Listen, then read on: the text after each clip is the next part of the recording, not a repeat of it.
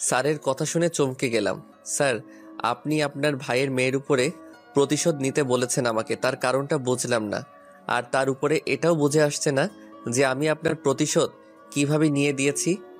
তাহলে শোনো, দেখো আমরা 3 ভাই বোন, বোনটা সবার ছোট, তার বহুকাল আগেই বিয়ে হয়ে গিয়েছে। বাকি ছিলাম আমরা 2 ভাই। আমার মা বাবা মারা যাওয়ার সময় সমস্ত সম্পত্তি ত্রিধার বাবার নামে করে দিয়ে গেছে। এক চলতে পরিমাণ আমার জন্য রাখিনি। এতে আমার বোনের আক্ষেপ না থাকলেও বড় ভাইয়ের প্রতি আমার বিশাল আক্ষেপ জন্মেছে। আমি হার হালতে এটার প্রতিশোধ নিতে চাচ্ছিলাম। আজ আমাকে যে অবস্থানে দেখছো সবটাই আমার নিজের মেহনত দ্বারা উপার্জন করা। কিন্তু ত্রিধার বাবা এক রাতে অঢেল সম্পত্তির মালিক হয়ে গিয়েছে, যা আমার উপার্জন করতে 10 বছরেরও বেশি সময় লেগে গিয়েছে। তাই আমার ভিতরে একটা জিনিস এই সব সময় কাজ করতো, যে আমি আমার ভাইয়ের উপর প্রতিশোধ নেব। কিন্তু কিভাবে নেব সেটাই পাচ্ছিলাম না। কিন্তু কিছুদিন আগে শুনি ত্রিধার বাবার বিজনেস লোকসানে একদম ডুবে যেতে ধরেছে।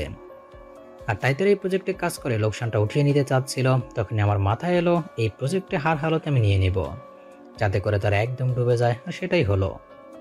তুমি মেহনত করে আমাদের অফিস প্রজেক্টটা নিয়ে এলে। ত্রিধার বাবা অনেক চেষ্টা করেছে প্রজেক্টটা যাতে ওদের কোম্পানি পায়, কিন্তু প্রজেক্টটা আমরা নিয়ে নিয়েছি। আর এটা থেকে বেশ ভালো একটা প্রফিট এসেছে আমাদের। তাই তোমাকে খুশি হয়ে এতগুলো টাকা আমি দিয়েছি। তবে কথা সেটা নয়, কথা হচ্ছে ত্রিধা তোমার সাথে যেরূপ আচরণ করেছে সবটাই আমি জানি। ম্যানেজার থেকে আমি সমস্ত কিছু শুনে ডিটেলসে। তুমি প্রতিদিন দেরি করে আসায় সে তোমাকে কিছু বলে না। সে অফিস টাইম ঠিকঠাক মতন টুকে রাখে। আর তোমার রোজ অফিসে দেরি করে আসা, রোজ রাতে একাকিত্ব কাটানোর জন্য ড্রিঙ্ক করা, সবকিছু আমার কানে আসে। কিন্তু আমি একটা সুযোগ খুঁজছিলাম, তাই সুযোগ পেয়ে তোমাকে দিয়ে সেটা কাজে লাগিয়েছি। এতে করে আমার প্রতিশোধটা আমি নিয়ে নিয়েছি। কিন্তু আমি পার্সোনালি চাই তুমি ত্রিধা থেকে এর প্রতিশোধ নাও, কারণ আমার জন্য তুমি অনেক কিছুই করেছো। সো তোমার এ বিষয়ে কিছুটা ভাবার অধিকার আমি রাখি। তোমার উপরে কিছুটা দায়িত্ব কর্তব্য আমারও আছে।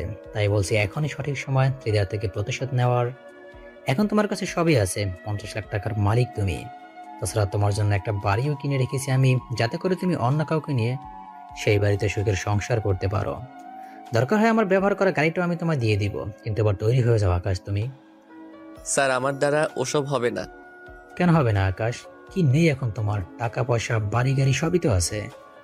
স্যার, কিছু মানুষের উপরে কখনোই প্রতিশোধ নেওয়া যায় না। সেটা তাকে অনেক ভালোবাসতাম সেই জন্য নয়, সেটা মনুষ্যত্বের কারণে, সেটা মনের তৃপ্তির কারণে। হ্যাঁ, আমি জানি আমি এখন যোগ্য সময় তার থেকে প্রতিশোধ নেওয়ার জন্য, তার উপরে রিভেঞ্জ ওঠানোর জন্য। আপনি আমায় সেই রকম যোগ্য করে তুলেছেন। কিন্তু স্যার, সবার থেকে প্রতিশোধ নিয়ে না মজা পাওয়া যায় না। কিছু কিছু প্রতিশোধ উপরওয়ালার হাতে ছেড়ে দিতে হয়। কারণ হয়তো আমি তার থেকে প্রতিশোধ বা তার উপরে রিভেঞ্জ উঠাবো, কিন্তু আমার মনের কোথাও না কোথাও খুঁত থেকে যাবে। কারণ একটা সময় মানুষটাকে আমি অনেক বেশি ভালোবাসতাম। তাই তার উপরে প্রতিশোধ আমি কখনোই নিতে পারবো না। সো তাই তার বিষয়টা উপরওয়ালার হাতে সঁপে দিয়েছি। তিনি আমার হয়ে তার থেকে প্রতিশোধটা নিয়ে দিবেন। আর তাছাড়া আমি তার উপরে প্রতিশোধ নিলে তারই মতন পাষাণ হয়ে যাব। কিন্তু খোদা যখন আমায় দেয়া কষ্টের জন্য তার উপরে আযাব ঢেলে দিবে, তখন সেই দোষ কারোর ঘাড়ে উঠবে না। আর সে তখন তার কৃতকর্মের কথা ভেবে পাগলের মতন ছুটাছুটি করতে থাকবে। হায় আল্লাহ, হায় হতাশ করতে থাকবে আমার জন্য। তখন সে বুঝতে পারবে আমার মূল্য। আর আমি সেই দিনটার অপেক্ষায় আছি।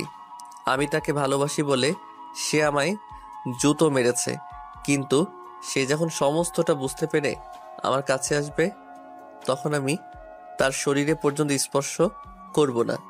আর সেখানে তাকে মরা তো দূরের কথা, যেদিন উপরওয়ালা খেলাটা তার সাথে খেলবে, সেদিন আমি দর্শক হিসেবে খেলাটা দেখব আর পৈশাচিক হাসি হাসবো। আকাশ, তোমার মতন মানুষ আমি বাপের জন্ম দেখিনি।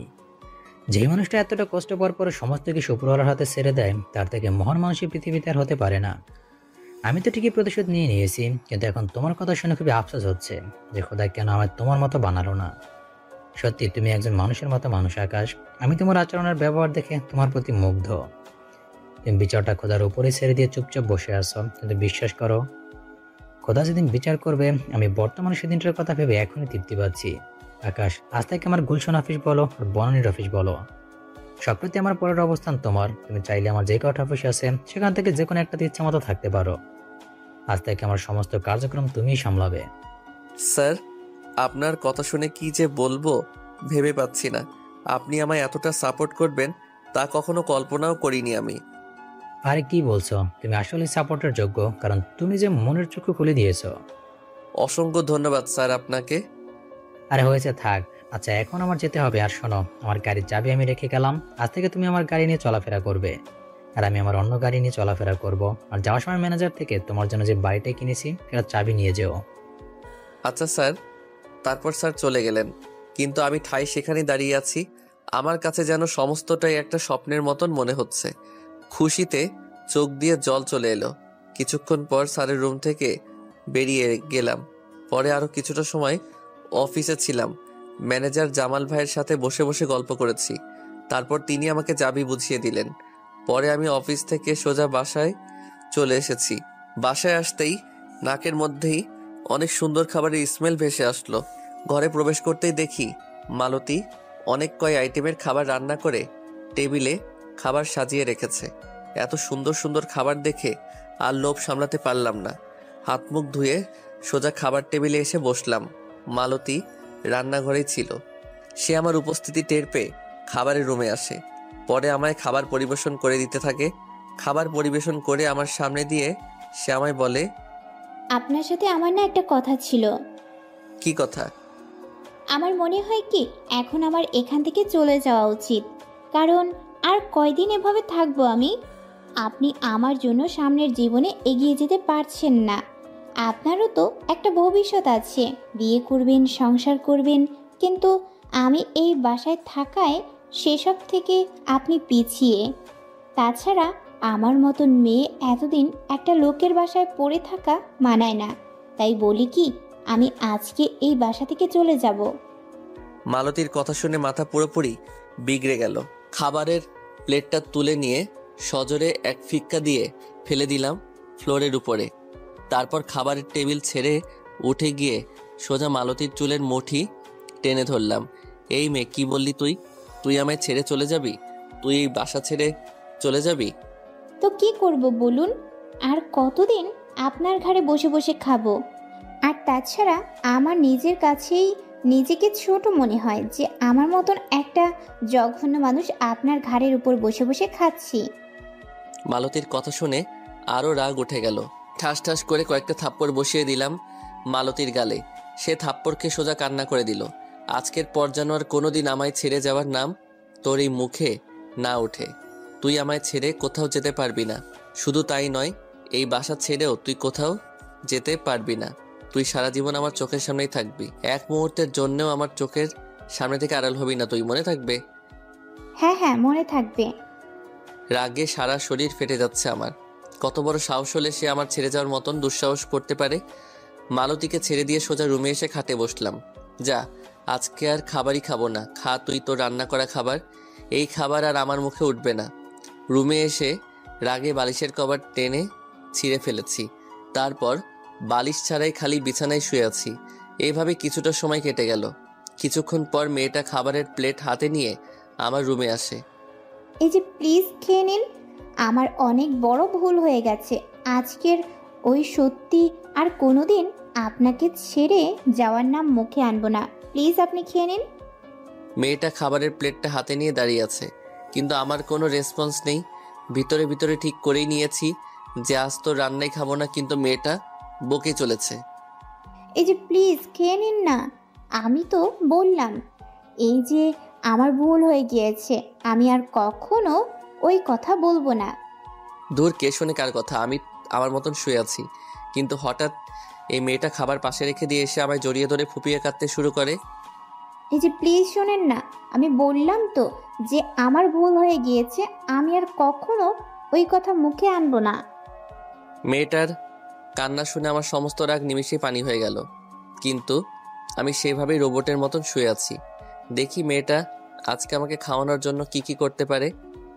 এই যে আপনি কি শুনছেন না আমার কথা?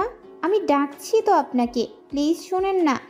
আমি অনেক বড় ভুল করে ফেলেছি ওই কথা বলে।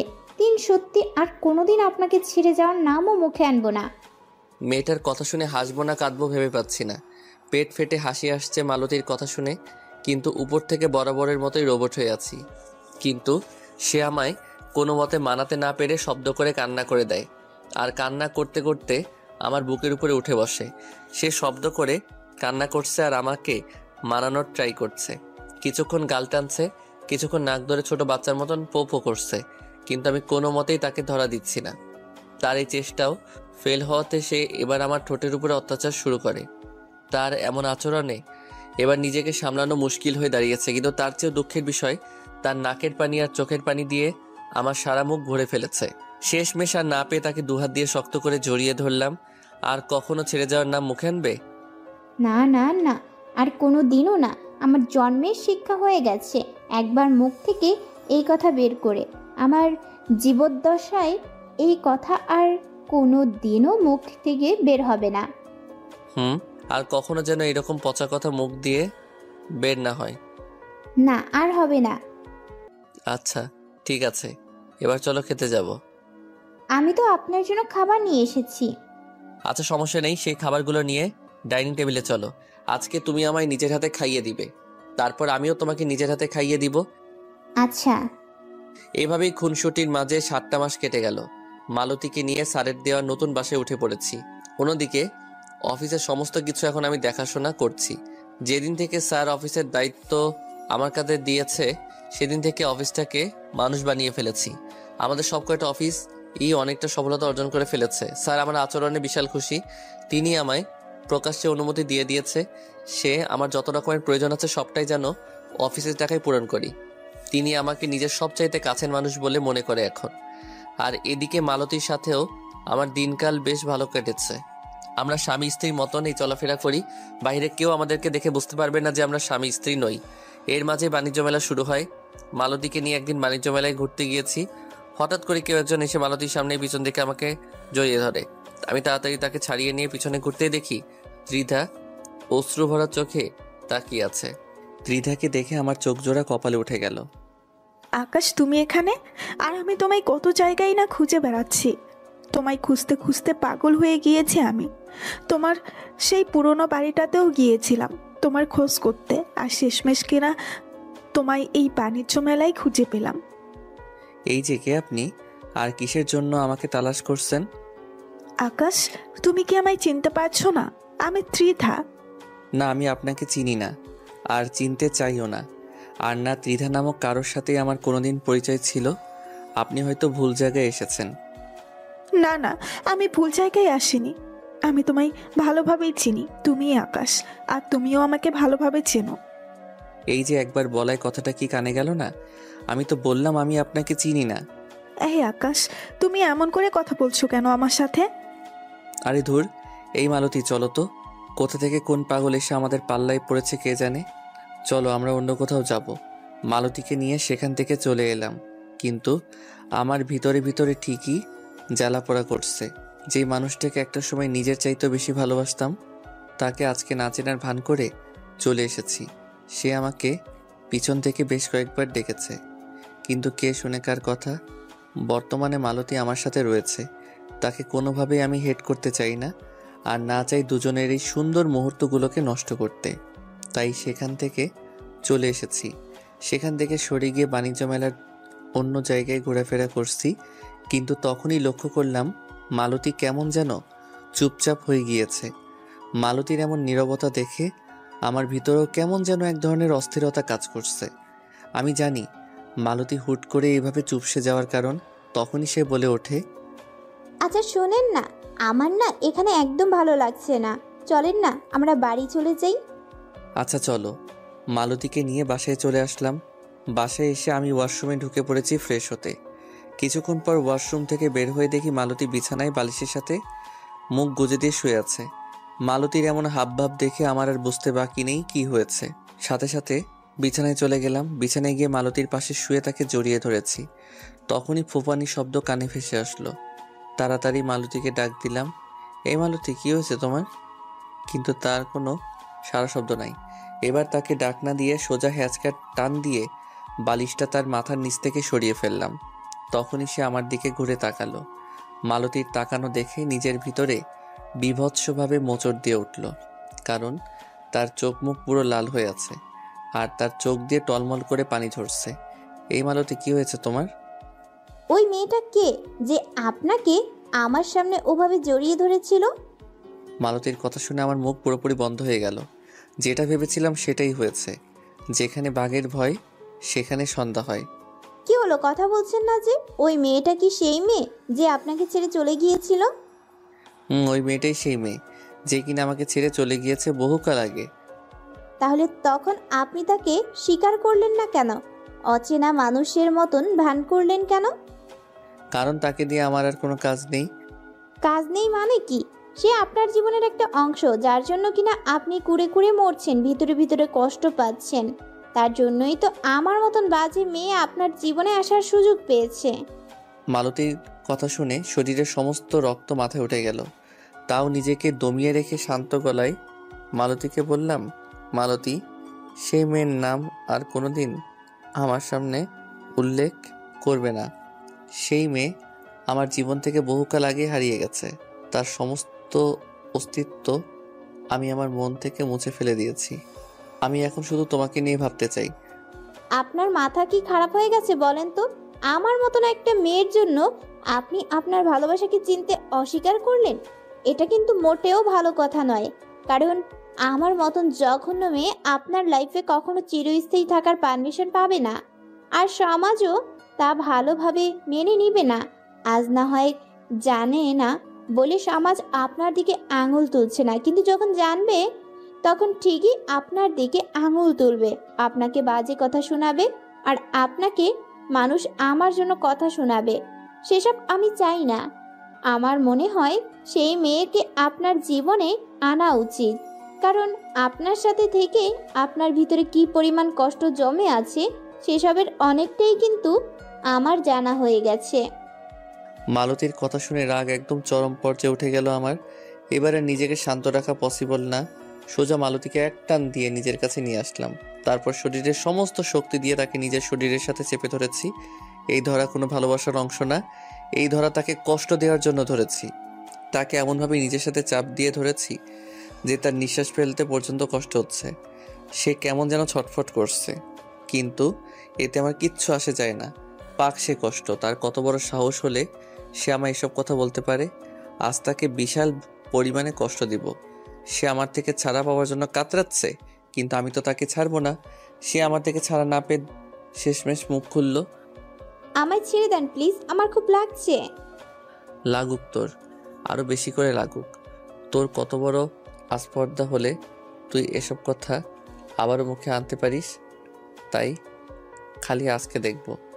আচ্ছা, আমি কি কোনো ভুল কথা বলেছি বলুন?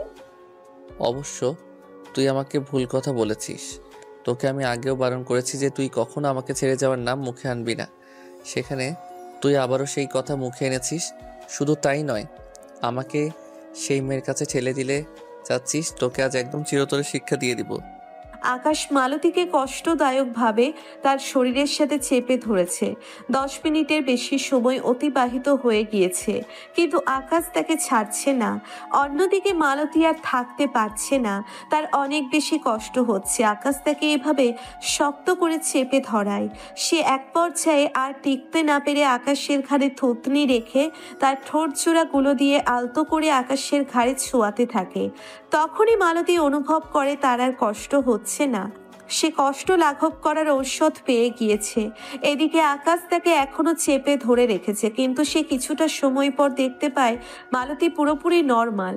শুরুতে যেমন ছটফট করছিল এখন তেমনটা আর নেই। সে স্বাভাবিক মানুষের মতো আচরণ করছে। মালতীর স্বাভাবিকতা দেখে সাথে সাথে তাকে ছেড়ে দিলাম। কি হলো, ছেড়ে দিলেন যে? আমার শাস্তি দিবেন না আপনি? মালতীর কথা শুনে রাগের মাত্রা ক্রমশ বেড়েই চলেছে। মেয়েটাকে শাস্তি দেওয়ার জন্য সজোরে চেপে ধরেছি, কিন্তু সে যে শাস্তিটাকে উল্টো আরো এনজয় করছে। আর মালতী, তুমি কি চাও? আমি কি সেই আবার কাচের বোতলে ফিরে যাই? না না, কখনো না। তাহলে যেন আর কোনোদিন তোর মুখ থেকে ওসব কথা না শুনি। মনে রেখো একটা কথা, আমি তাকে কখনই মেনে নিব না। তবে তুমি যদি তাকে ফিরিয়ে নেওয়ার জন্য আমায় ফোর্স করো, তাহলে তুমিও আমাকে হারাবে। আমাকে আর কেউ খুঁজে পাবে না, না সে না তুমি। আমি একদম ভিন্ন এক দুনিয়ায় নিজেকে সরিয়ে নিয়ে চলে যাব। এই না, প্লিজ ওসব করতে যাবেন না। তাহলে ওয়াদা করো, আমায় ছেড়ে যাওয়ার নাম তুমি আর কোনোদিন মুখে নিবে না। আচ্ছা ঠিক আছে, ওয়াদা করলাম আপনাকে ছেড়ে যাওয়ার নাম আর কখনো মুখে নিব না।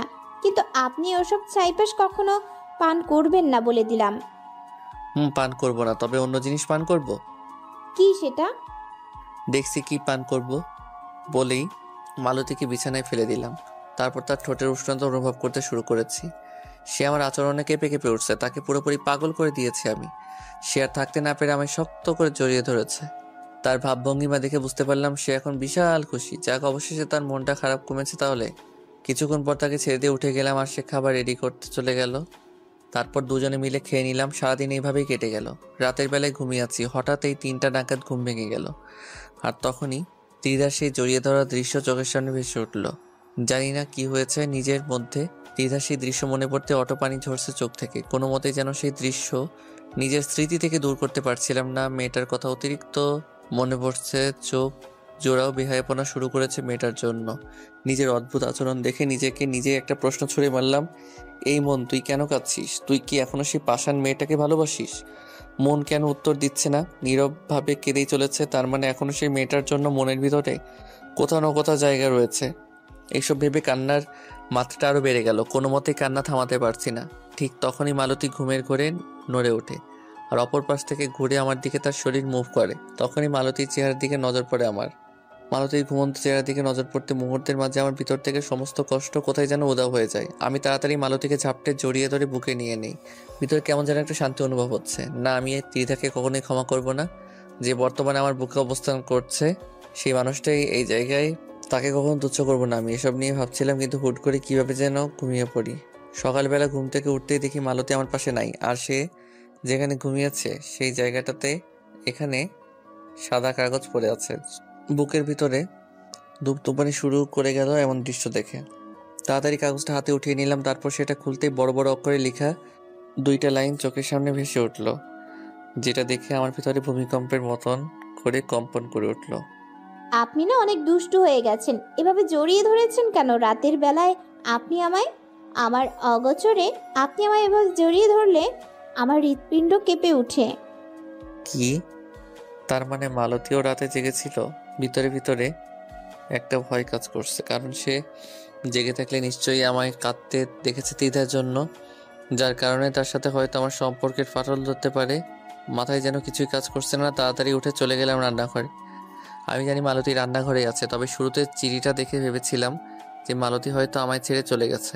খানিকক্ষণের জন্য তো ব্যাপক ভয় পেয়ে গিয়েছিলাম। তেমন কিছুই হয়নি। টেনশনের মাত্রাটা কিছুটা কমেছে, তবে পুরোপুরি কমেনি। কারণ সে যদি রাতের বেলায় আমায় কান্না করতে দেখে, সেটা নিয়ে হয়তো আর মনে বিশাল একটা আঘাত আসবে। তাড়াতাড়ি রান্নাঘরে এসে মালতীকে পিছন থেকে জড়িয়ে ধরলাম। এই যে মহাশয়, কি হয়েছে? কি হয়নি বলো? তুমি তো আমায় ভয় পাইয়ে দিয়েছিলে। কেন, কাগজটা দেখে মনে হয়েছে যে আমি আপনাকে ছেড়ে পালিয়ে গিয়েছি? হুম। আরে ওসব কিছু নিয়ে টেনশন করবেন না, আমি ওসব কিছুই করব না। না করলেই ভালো। আচ্ছা, তোমাকে একটা কথা বলার ছিল। কি কথা? তুমি জানলে কি করে যে রাতের বেলায় তোমায় আমি জড়িয়ে ধরেছি? ওমা, এটা কোনো কথা হলো? এখানে না জানার কি আছে বলুন তো? আমি সকালবেলায় ঘুম থেকে উঠে দেখি আপনি আমায় পাজা কোলে করে জড়িয়ে ধরে রেখেছেন। তখনই বুঝতে পেরেছি যে মাঝরাতে আপনি আমায় বুকে নিয়েছেন, কারণ রাতে তো শোয়ার সময় তেমন কোনো কন্ডিশন ছিল না। তার মানে কি তুমি জাগনা ছিলে না? এই যে আপনার মাথায় হয়তো নষ্ট হয়ে গিয়েছে। রাত জেগে থাকবো কি করতে? কোনো মানুষ না ঘুমিয়ে বেহুদা রাত জাগে থাকে? মালতীর কথা শুনে এবার মাথা থেকে সমস্ত টেনশন আপনা আপনি নেমে গেল। হয়তো আমার মাথা নষ্ট হয়ে গিয়েছে। আচ্ছা, বাদ দাও সেসব কথা। এখন বলো, নাস্তা কি বানাচ্ছ? কি আর, রুটি বানাবো আর ডিম অমলেট করে দিব, কারণ পরোটা জিনিসটা মানুষকে অনেক ক্ষতি করে। আচ্ছা ঠিক আছে, তবে শোনো, দুপুরে রান্না টান্না কোনো কিছুই করতে হবে না। কেন রান্না করতে হবে না কেন? কারণ তোমায় আজকে সাথে করে নিয়ে অফিসে যাব। মালতী আকাশের কথা শুনে হেসে দেয়। কি হলো, হাসছো কেন? কারণটা হলো আপনার ভিতরে আমাকে নিয়ে ভয় ঢুকে গেছে, যে কখন না কখন আমি আপনাকে ছেড়ে অন্য কোথাও চলে যাই। মালতীর কথা শুনে চমকে উঠলাম। মালতী একদম সঠিকটাই ধরেছে। আজ কেন জানি মেয়েটাকে নিয়ে বিশাল ভয় হচ্ছে। মনে হচ্ছে যেন মেয়েটাকে চোখের আড়াল করলেই সে হারিয়ে যাবে। তাই তাকে সাথে নিয়ে অফিসে যাওয়ার প্ল্যান করেছি। এই যে এত চাপ নেওয়ার কিছুই নেই, আমি নাস্তা বানিয়ে রেডি হয়ে থাকবো, পরে সাথে করে নিয়ে যেন আমাকে। মেয়েটার কথা শুনে এখনো হয়ে দাঁড়িয়ে আছি। আমার একটা কথাই বুঝে আসে না যে মেয়েটা আমার মনের ভিতরের অদৃশ্য খবর পায় কি করে সম্ভব আমার ভিতরের সমস্ত কিছু একদম নিখুঁতভাবে বুঝে ফেলা। মালতী কি সত্যিই কোনো মানুষ, নাকি সে মানুষরূপী অন্য কেউ, নাকি খোদা তাকে মানুষের মন পড়ার স্পেশাল ক্ষমতাটা দিয়েছে? কিছুই তো বুঝে উঠতে পারছি না। তখনই মালতী আবার বলে ওঠে, এই যে গিয়ে রেডি হয়ে নিন, আমায় নিয়ে ভাবতে গেলে আপনার যুগ যুগান্তর পার হয়ে যাবে। সো তাড়াতাড়ি রেডি হয়ে টেবিলে বসুন, নাস্তা বানাতে আর বেশি সময় লাগবে না। বাধ্য ছেলের মতন রান্নাঘর থেকে চলে এলাম। এখন মালতীকে নিয়ে আর ভাবার মতন সাহস করতে পারছি না, কারণ নিজেকেই এখন নিজের কাছে অবাক লাগছে। তাকে ধরে নিয়ে এসেছি আমি ঘরে, যাকে কিনা কিছু বলার আগে সে আমার ভিতর বাহির সবটাই বুঝে ফেলে। রান্নাঘর থেকে বেরিয়ে দাঁড়িয়ে দাঁড়িয়ে এসব নিয়ে ভাবছিলাম, না ভাববো বলা সত্ত্বেও তখনই আবার মালতীর ডাক পড়ে। এই যে আপনি এখনো সেখানে দাঁড়িয়ে এসব উল্টাপাল্টা কথা চিন্তা ভাবনা করছেন, আপনার কি আজ অফিসে যাওয়ার নিয়ত নেই নাকি? আছে তো। তো গিয়ে ফ্রেশ হয়ে নিচ্ছেন না কেন? মালতীর কথা শুনে আকাশ আর এক মুহূর্ত সেখানে দাঁড়ায় না, সোজা ফ্রেশ হতে চলে যায়। অন্যদিকে মালতী দাঁড়িয়ে দাঁড়িয়ে ভাবছে, মানুষটা সত্যি আমায় পাগল করে ছেড়ে দিবে। সেই কখন বলেছি গিয়ে ফ্রেশ হয়ে নিতে, তিনি সেই কথা না শুনে ঘর থেকে বেরিয়ে হাবলার মতো দাঁড়িয়ে আছেন। মানুষটাকে নিয়ে আর পারা যায় না। এদিকে আকাশ ওয়াশরুম থেকে ফ্রেশ হয়ে বের হয়, তারপর ব্যাগ গুছিয়ে নিয়ে নাস্তার টেবিলে এসে বসে। মালতী নাস্তা রেডি করে টেবিলে নিয়ে হাজির করে। নিন, নাস্তাটা সেরে নিন, আমি 2 মিনিটে রেডি হয়ে আসছি। কেন, তুমি খাবে না? খেয়ে নিব, আপনি টেনশন করবেন না আমার খাবার নিয়ে। মালতী রেডি হতে চলে যায় রুমে। এদিকে আকাশ না খেয়ে বসে আছে। না, একা একা খাবো না, মেয়েটা আসুক তারপর একসাথেই খাবো। যেই ভাবার সেই কাজ। মালতী এসেছে, তারপর খাবার মুখে দিয়েছি। আপনাকে নিয়ে আর পারা যায় না, আমাকে নিয়ে খেতে হবে বলে কোনো কথা আছে নাকি বলুন তো? আছে। তুমি ভালো করে জানো যে তুমি যেদিন থেকে আমার লাইফে এসেছো সেদিন থেকে একা কখনো খাবার খাইনি। সো এবার চুপচাপ খেতে বসো। ঠিক আছে মহাশয়। দুজনে খাওয়া শেষ করে গাড়ি নিয়ে অফিসে চলে গেলাম। অফিসে বসে বসে কাজ করছি, আর মালতী আমার কেবিনে বসে বসে পায়চারি করছে। মেয়েটাকে দেখেই বুঝে গেলাম তার এই রুমে বন্দি থাকায় কেমন যেন বোরিং লাগছে। মালতী, তুমি একটা কাজ করো, তুমি কেবিন থেকে বেরিয়ে সারাটা অফিস ঘুরে ঘুরে দেখো, আর আমি বসে বসে কাজ করি, তাহলে তোমার আর বোরিং লাগবে না। মালতী আমার কথা শুনে চোখ পাকিয়ে তাকিয়ে আছে আমার দিকে। কি হয়েছে মালতী? না না, কিছু না। ঠিক আছে, যাও অফিস ঘুরে ঘুরে দেখো। আচ্ছা। মালতী কেবিন থেকে বেরিয়ে অফিসের গণ্ডিতে ঘোরাফেরা করছে, আর আমি আমার কাজে ব্যস্ত হয়ে পড়েছি। তখনই পিয়ন এসে বলে, স্যার, আপনার সাথে কেউ একজন দেখা করতে চায়। ল্যাপটপে কাজ করতে করতে পিয়নকে বললাম, ঠিক আছে, কেবিনে পাঠিয়ে দিন। পিয়ন কথা মতন চলে গেল। বসে বসে কাজ করছিলাম, তখনই কেবিনের দরজা খুলে কেউ একজন ভিতরে প্রবেশ করে। ল্যাপটপ থেকে চোখ উঠিয়ে দরজার দিকে তাকাতেই চোখ জোড়া কপালে উঠে গেল, কারণ মানুষটা আর কেউ না, সে হলো ত্রিধা। এই যে আপনি এখানে কি করছেন? আমি তাকে এটা বলতে না বলতেই সে এসে আমার পা ঝাপটে জড়িয়ে ধরল। আকাশ, আমায় ক্ষমা করে দাও তুমি। প্লিজ, তুমি আমায় এভাবে অস্বীকার করিও না। বিশ্বাস করো, আমার কলিজাটা ছিঁড়ে যাচ্ছে সেই দিনের কথা ভেবে যে তুমি আমায় চিন্তা অস্বীকার করেছো। এই যে পা ছাড়ুন। আর কে আপনি? কি কাজে এসেছেন তাই বলেন। আকাশ, আমি তোমার কাছে মাপ চাইতে এসেছি। আমার তোমাকে প্রয়োজন, বিশ্বাস করো, খুব প্রয়োজন তোমাকে আমার। কিন্তু আমার তো আপনাকে প্রয়োজন নাই। ও আকাশ, প্লিজ তুমি এভাবে বলিও না। আমার খুব কষ্ট হচ্ছে তোমার জন্য। আমার তোমাকে চাই আকাশ, আমার তোমাকে চাই। তোমায় না পেলে মরে যাবো আমি। কেন তখন মনে ছিল না? মনে পড়ে সেই দিনগুলোর কথা? যেদিন আমিও আপনার পায়ে ধরে হামাগুড়ি খেয়েছিলাম ভালোবাসার জন্য, কিন্তু আপনি আমায় জুতোর বাড়ি দিয়েছেন। আর আজকে আপনি এসে আমার পায়ে পড়ছেন ভালোবাসার জন্য। আকাশ, আমি সত্যি অনেক বড় ভুল করে ফেলেছি তোমায় ছেড়ে গিয়ে। আমি সত্যি অনেক বড় ভুল করে ফেলেছি তোমার সাথে অমন আচরণ করায়। যা করা আমার কখনোই উচিত হয়নি। বিশ্বাস করো, তখন আমি অন্ধ ছিলাম। আমি তোমার সত্যিকার অর্থে ভালোবাসাকে না বুঝে নিশানের কাছে চলে গিয়েছিলাম, কিন্তু সে আমার জীবনটাকে একদম নরক বানিয়ে দিয়ে চলে গেছে। আমার জীবনটাই এখন একদম অন্ধকারে ভর্তি। আমার তুমি নামক আলোর দিশারিটাকে খুব প্রয়োজন এখন আকাশ। ত্রিধার কথা শুনে চরম লেভেলের রাগ উঠছে। ইচ্ছে করছে ঠাটিয়ে কয়েকটা লাগিয়ে দিতে, কিন্তু না, এই মেয়ের গায়ে আমি কখনোই হাত তুলব না। এই যে, প্লিজ আপনি এখান থেকে চলে যান। আমার আপনাকে কোনো প্রয়োজন নেই। আমি যেমন আছি বেশ ভালোই আছি। ও আকাশ, প্লিজ তুমি আমায় একটা বারের জন্য ক্ষমা করে দাও না প্লিজ।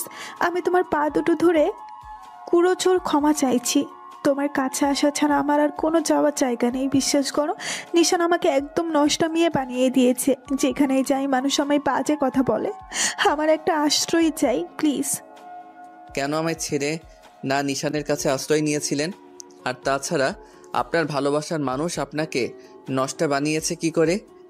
তোমায় ছেড়ে যাওয়ার পর তার সাথে আমার বিয়ে হওয়ার কথা ছিল, কিন্তু সে আমায় বিয়ে করেনি। কারণ সে বলছিল তোমার সাথে আমার কিছু হয়েছে। আমি তাকে অনেক বোঝানোর ট্রাই করেছি, কিন্তু সে বুঝতে রাজি না।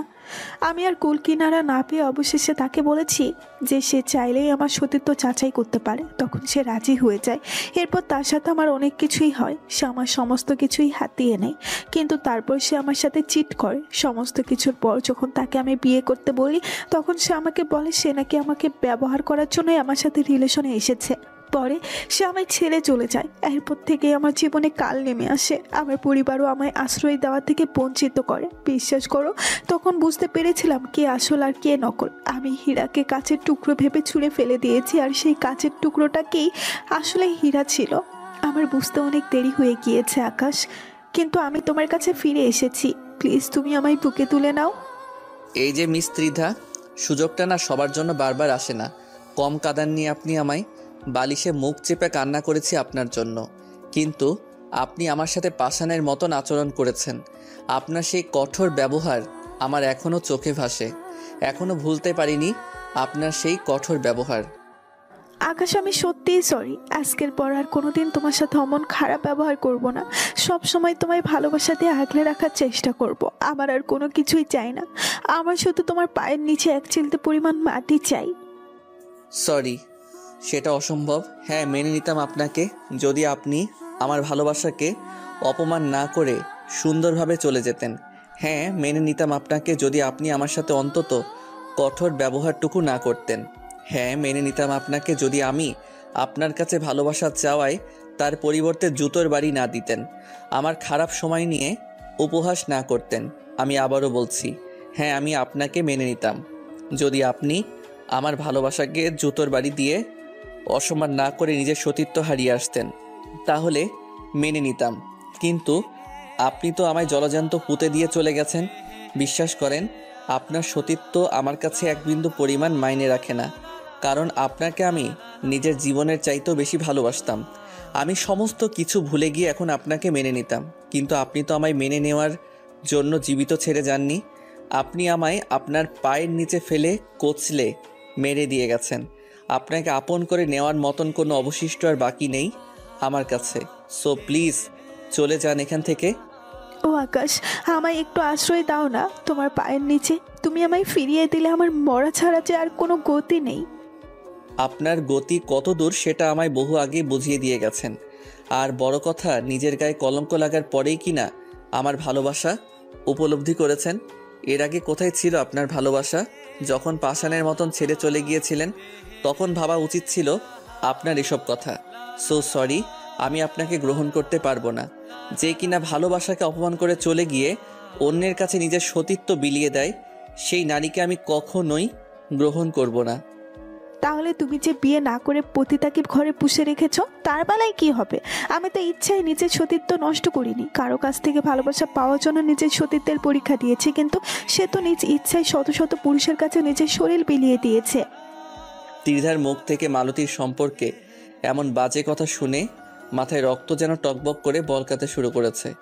সাথে সাথে ত্রিধার কাছ থেকে পা ছাড়িয়ে নিয়ে ধারাম করে আঘাত করে বসলাম পা দিয়ে তার শরীরে।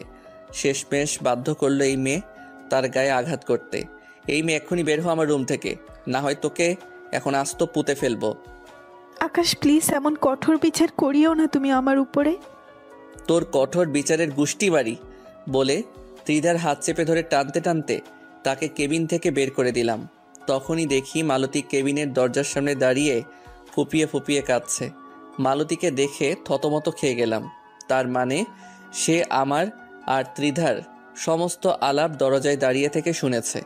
বুকের ভিতরে ধূপধুপানি শুরু হয়ে গিয়েছে আমার, কারণ মালতীকে দেওয়া কথা আমি রাখতে পারিনি যে তার চোখ থেকে কখনো অশ্রু ঝরতে দিব না আমি, তার মুখের হাসি কখনো বিলীন হতে দিব না আমি।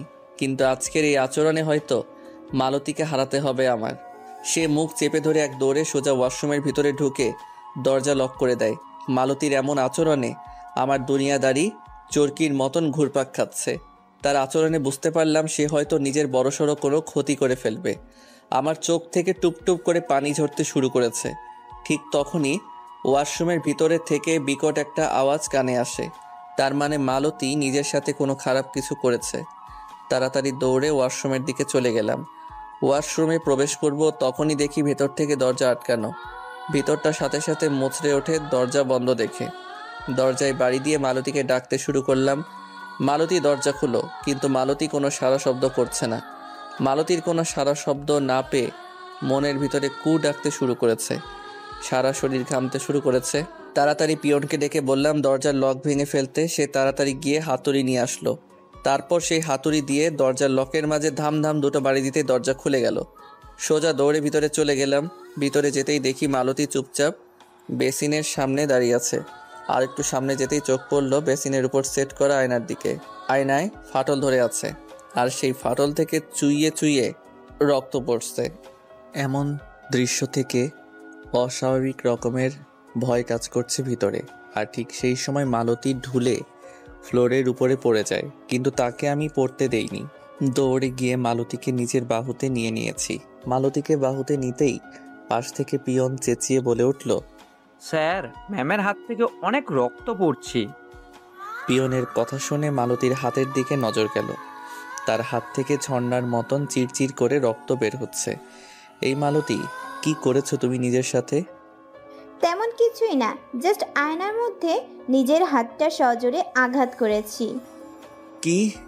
সাথে সাথে মালতীর হাত ধরে উপরে উঠলাম। মালতীর হাতের নরম মাংসপেশি অনেকখানি কেটে গেছে। এসব দেখে মাথা আরও ঘুরতে শুরু করে আমার। ভিতরে খালি একটাই জিনিস বাড়ি খাচ্ছে, যে মালতীর যদি কিছু হয় তাহলে আমি শেষ।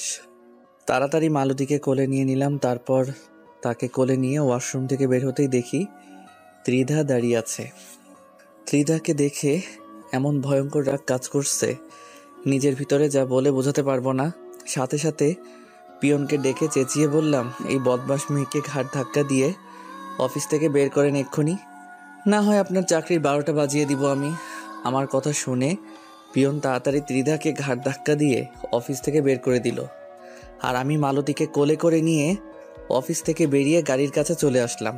তারপর তাকে গাড়িতে বসিয়ে গাড়ি স্টার্ট করব, তখনই ত্রিধা আমার গাড়ির জানালার কাছে এসে বলে, এই নষ্টা মেয়ের জন্য এত অপমান করলে তুমি আমায়, দেখবে এই মেয়ে তোমার জন্য কাল হয়ে দাঁড়াবে। ত্রিধা, মুখ সামলে কথা বলো, আর আমার চোখের সামনে থেকে দূর হ, না হয় সোজা গাড়ির নিচে পিষে মেরে ফেলবো। তোর মতন দেমাগি মেয়ে এখন আমার গাড়ির চাকার তলে থাকে। তারপর সোজা গাড়ি স্টার্ট করে হসপিটালে চলে আসলাম মালতীকে নিয়ে। মালতী পুরো বেহুশের মতন হয়ে আছে, 3 সেলাই পড়েছে তার হাতে। সমস্ত কিছু সেরে মালতীকে নিয়ে সোজা ঘরে চলে আসলাম। বাড়িতে এসে মালতীকে কোলে উঠিয়ে নিয়ে রুমে চলে গেলাম। আমাদের বিছানায় শুইয়ে দিয়েছি তাকে। বিছানায় শুয়ে দিতেই সে ঘুমিয়ে পড়ে। এদিকে আমি তাকে জড়িয়ে ধরে তার সাথে শুয়ে আছি। কলিজাটা যেন ক্ষত বিক্ষত হয়ে যাচ্ছে আমার মালতীর অবস্থা দেখে। তাও নিজেকে সামনে রাখার চেষ্টা করছি। মালতীর সাথে শুয়ে থেকে আমারও চোখ লেগে এসেছে। বিকালে ঘড়ির কাঁটা 5-এ পৌঁছাতেই আমার ঘুমটা ভেঙে গেল। ঘুম ভাঙতেই মালতীর দিকে চোখ পড়ল। সে আমার দিকে চোখ বড় বড় করে তাকিয়ে আছে। মনে হয় যেন সে আমায় তার চোখ দিয়েই গিলে খেয়ে ফেলবে। এই মালতী, কি হয়েছে? এভাবে তাকিয়ে আছো কেন? কিছু না, এমনি। আচ্ছা, আপনাকে একটা কথা জিজ্ঞেস করার ছিল। বলো। আচ্ছা, আপনি আমার মতন পতিতাকে ঘরে পুষে রেখেছেন কি কারণে বলুন তো? মালতী, কি কারণে পুষে রেখেছি সেটা কি তুমি জানো না? আমার মন কি চাই সেটা কি তুমি বোঝো না? তুমি কি বোঝো না যে তোমার হাসি ভরা মুখ দেখলে আমার ভিতরটা তৃপ্তি পাই? তুমি কি বোঝো না যে তোমার কষ্টে আমার কলিজাটা ছিঁড়ে ক্ষত বিক্ষত হয়ে যায়? তুমি কি জানো সেই সময় যখন তুমি আয়নায় আঘাত করে নিজের হাত থেকে রক্ত ঝরিয়েছ, তখন আমার ভিতরে ভয়ঙ্কর এক ঘূর্ণিঝড় বইছিল। বিশ্বাস করো, সেই সময়টাতে মনে হচ্ছিল আমার ভিতরে কেউ ধারালো ছুরি দিয়ে আঘাত করেছে। এতটা কষ্ট হচ্ছিল ভিতরে আমার। কেন করলে তুমি অমনটা মালতী? তো কি করব বলুন? আমার কারণে যে আপনাকে অপমানিত হতে হলো। কিসের অপমান মালতী? আর কোথায় অপমানিত হয়েছি আমি? আপনি হয়তো বুঝছেন না যে আপনি কিভাবে অপমানিত হয়েছেন। সেই মেয়েটা তার খারাপ আচরণের জন্য আপনার পায়ের কাছে পড়েছিল। আপনার চোখে চোখ রেখে কথা বলতে পারছিল না সে, কিন্তু শুধু আমার জন্য সে আপনার কথার সাথে টক্কর দিতে পেরেছে। যেই মেয়ের কিনা আপনার সামনে দাঁড়িয়ে কথা বলার মতন যোগ্যতা ছিল না, সেই মেয়ে কিনা আমার জন্য আপনার কথার টক্কর দেয়।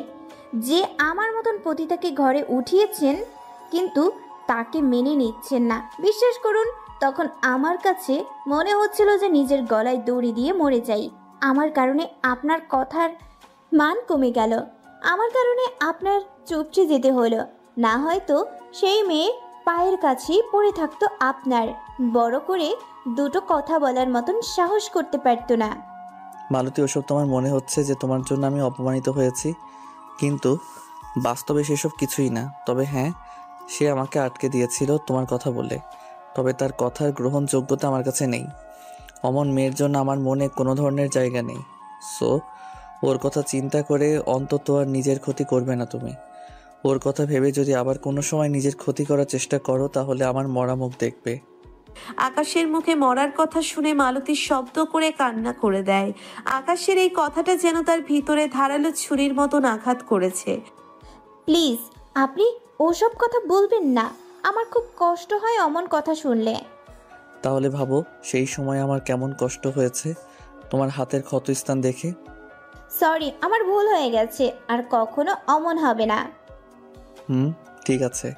আর তোমাকে আজকে একটা কথা পরিষ্কার করে জানিয়ে দেই। হয়তো সে আমার প্রথম ভালোবাসা দেখে এখনো মনের কোনো অংশে কিছুটা গেঁথে আছে, তবে এখনের জন্য সত্যি এটাই যে আমি তোমাকে ভালোবাসি। তোমার ভালোবাসা আমার খুব প্রয়োজন। আকাশের মুখে এমন ধারা কথা শুনে মালতী আরো জোরে কান্না করে দেয়। সে যেন নিজের কানকেই এসব কথা বিশ্বাস করাতে পারছে না। একটা মানুষ কতটা ভালো হলে একটা পতিতা মেয়ের কাছে ভালোবাসা তালাশ করতে পারে, তার মতন মেয়ের মাঝে ভালোবাসা খুঁজতে পারে। সে জানে যে আমি পতিতা, কিন্তু তারপরেও সে আমায় ভালোবাসা দিয়ে সারা জীবন আগলে রাখতে চায়। এসব যেন সমস্তটাই একটা রূপকথার মতন গল্প লাগছে।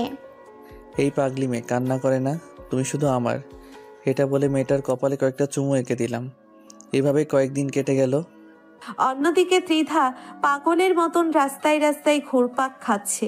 সে আজ ভালোবাসার ভিখারি। সে যেন এখন খুব ভালো করে আকাশের ভালোবাসাটাকে উপলব্ধি করতে পারছে। সে এখন বুঝতে পারছে আকাশের সাথে অমন বাজে ব্যবহার করে কত বড় ভুলটা সে করেছে। যেই মানুষটা তাকে পাগলের মতো ভালোবাসতো, সেই মানুষটাই আজকে অন্য কোনো নারীকে বুকে নিয়ে রেখেছে। এসব যেন সে কোনোভাবেই সহ্য করতে পারছে না। তার বুক ফাটা কান্না আসছে আকাশের জন্য। তার এখন খুব প্রয়োজন আকাশকে। সে যেন আকাশের ভালোবাসা ছাড়া এই দুনিয়ায় মূল্যহীন। তার কোনো অস্তিত্বই সে খুঁজে পাচ্ছে না আকাশকে ছাড়া। না, মানুষটাকে আমার চাই, মানুষটা শুধু আমার, তাকে আমি আর কারোর হতে দেব না। সে যদি আমার না হয়, অন্য কারো হয়, তাহলে সুজা নিজের অস্তিত্বই মিটিয়ে ফেলবো। এদিকে দেখতে দেখতে 1 মাস কেটে যায়। মালতী এখন পুরোপুরি সুস্থ। আকাশ তাকে রেখে অফিসে গিয়েছে। শুরুতে মালতী যখন অসুস্থ ছিল তখন আকাশ তাকে সাথে করে অফিসে নিয়ে যেত, কিন্তু অফিসে সে এতটা সময় কোনো কাজকর্ম ছাড়া বসে থাকতে বোরিং ফিল করত। তাই সে একটু সুস্থ হতেই, মানে হাতের ক্ষতটা কিছুটা শুকালেই আকাশকে বলে বাসায় থেকে যায়। ধীরে ধীরে আরো কিছুটা সময় পার হতেই সে পুরোপুরি সুস্থ হয়ে ওঠে। একদিন আকাশ মালতীকে রেখে অফিসে যায়, আর মালতী রান্না করে রান্না করছিল। ঠিক তখনই ঘরের মেন দরজায় বেল বেজে ওঠে। সে রান্নার কাজ সেভাবে ফেলে রেখে গিয়ে দরজা খোলে। অপরদিকে আকাশ অফিস শেষ করে বাসায় আসতেই দেখে দরজায় তালা মারা, আর দরজায় আঠা দিয়ে কে যেন একটা খামে চিঠি ঝুলিয়ে রেখেছে।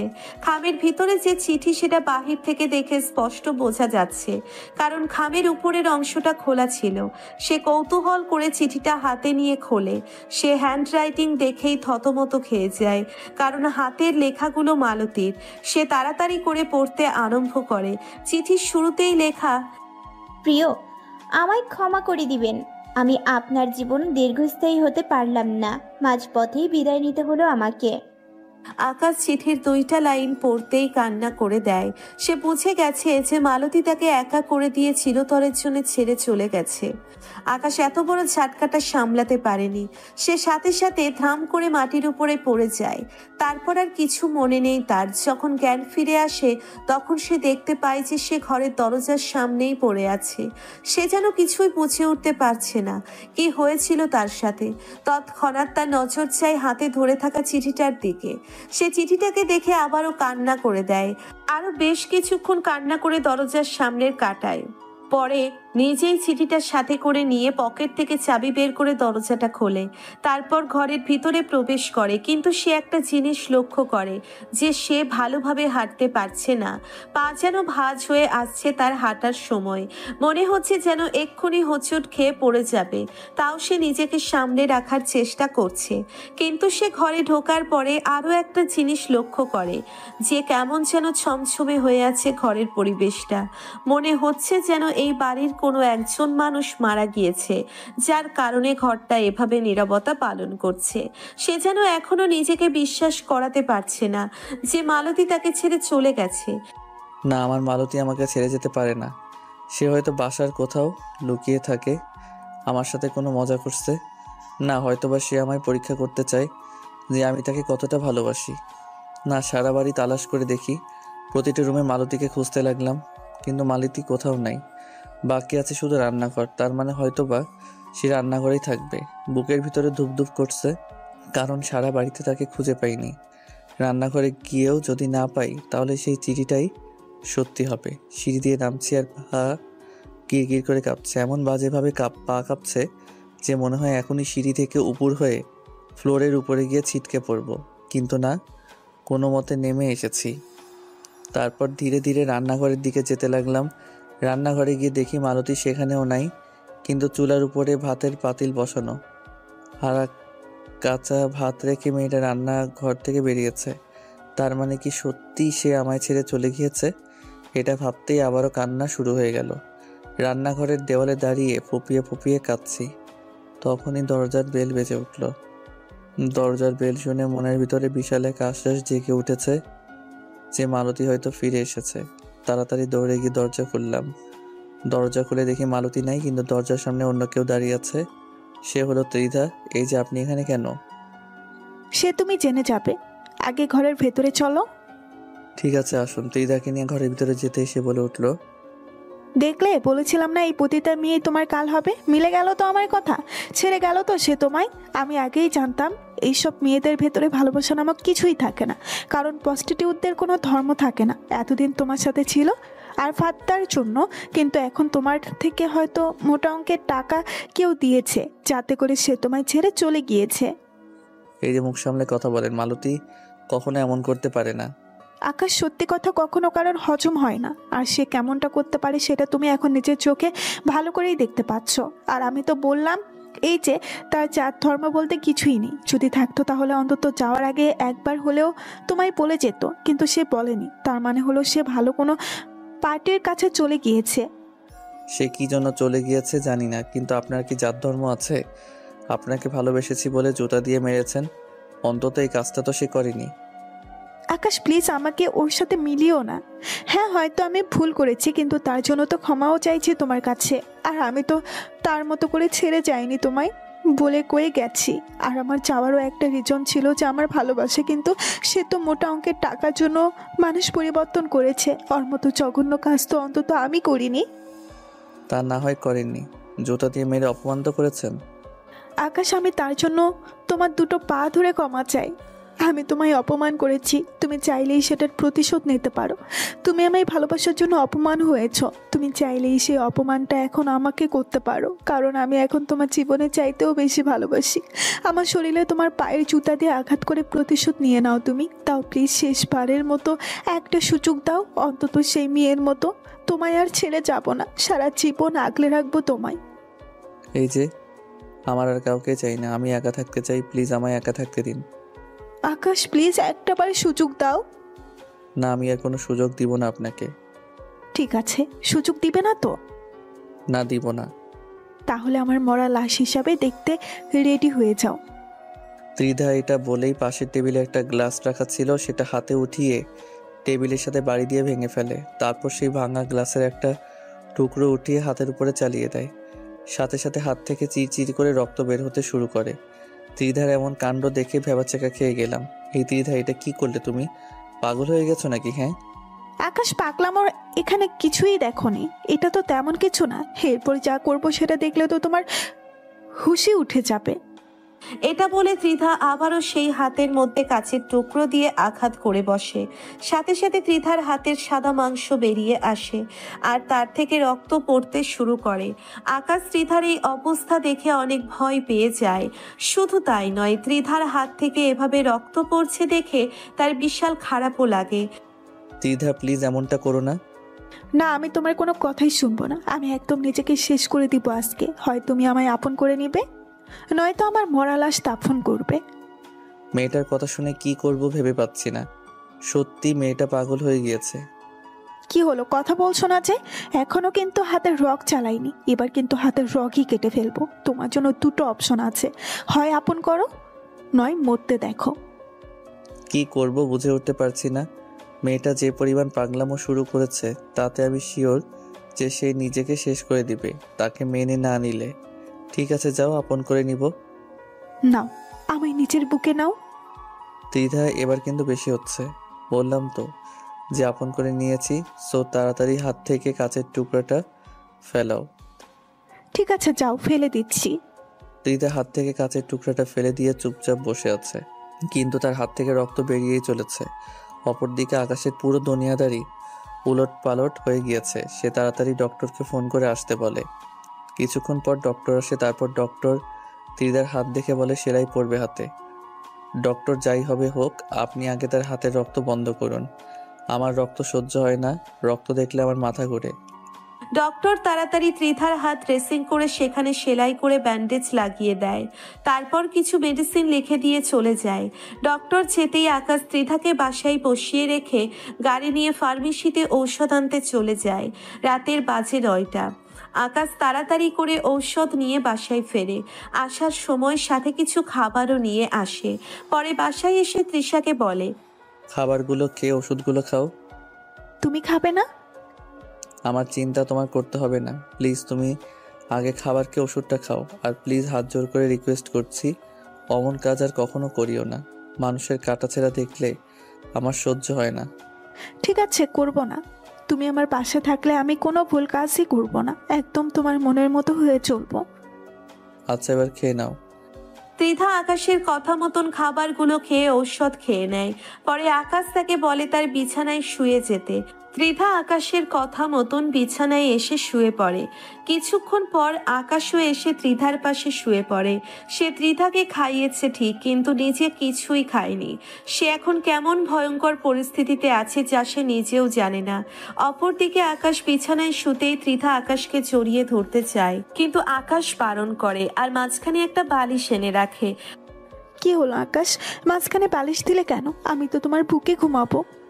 রিদা, প্লিজ আমায় এতটা ফোর্স করিও না। বহু কষ্টে তোমার উপরে কিছুটা স্বাভাবিক হয়েছি, আর প্রেশার ক্রিয়েট করিও না আমার উপরে। আমার কিছুটা সময় চাই নর্মাল হতে। আর তাছাড়া এখন তোমার একা ঘুমানো উচিত, কারণ কখন লেগে যায় তার কোনো ঠিক নেই, পরে গিয়ে আরেক ঝামেলা হয়। আচ্ছা ঠিক আছে, তোমার যত সময় লাগে তুমি নাও। আমি আমার মতন করে বিছানায় শুয়ে আছি। কিন্তু চোখে কোনো ঘুম নেই। আর কিছুটা সময় গেলেই সকালের আজান হবে। ত্রিধা বেয়ে করে ঘুমাচ্ছে আর আমি বিছানায় কাতরাচ্ছি। মালতীর করা সেই আচরণটা আমার ভিতরটাকে ক্ষত বিক্ষত করে দিচ্ছে। কিভাবে পারলো মালতী এমনটা করতে আমার সাথে? ভালো তো কম বাসিনি মেয়েটাকে আমি, কিন্তু সে টাকার লোভে আমায় ছেড়ে চলে গেল। না, এর উত্তর আমি মালতীর থেকে নিবই। আমার ভালোবাসার এভাবে কেন অপমান করলো তার হিসাব তাকে দিতে হবে। এসব ভাবতে ভাবতে চোখটা লেগে এসেছে। ঠিক তখনই আজানটা দিল ফজরের। সাথে সাথে চোখের পাতা মেলে গেছে আমার।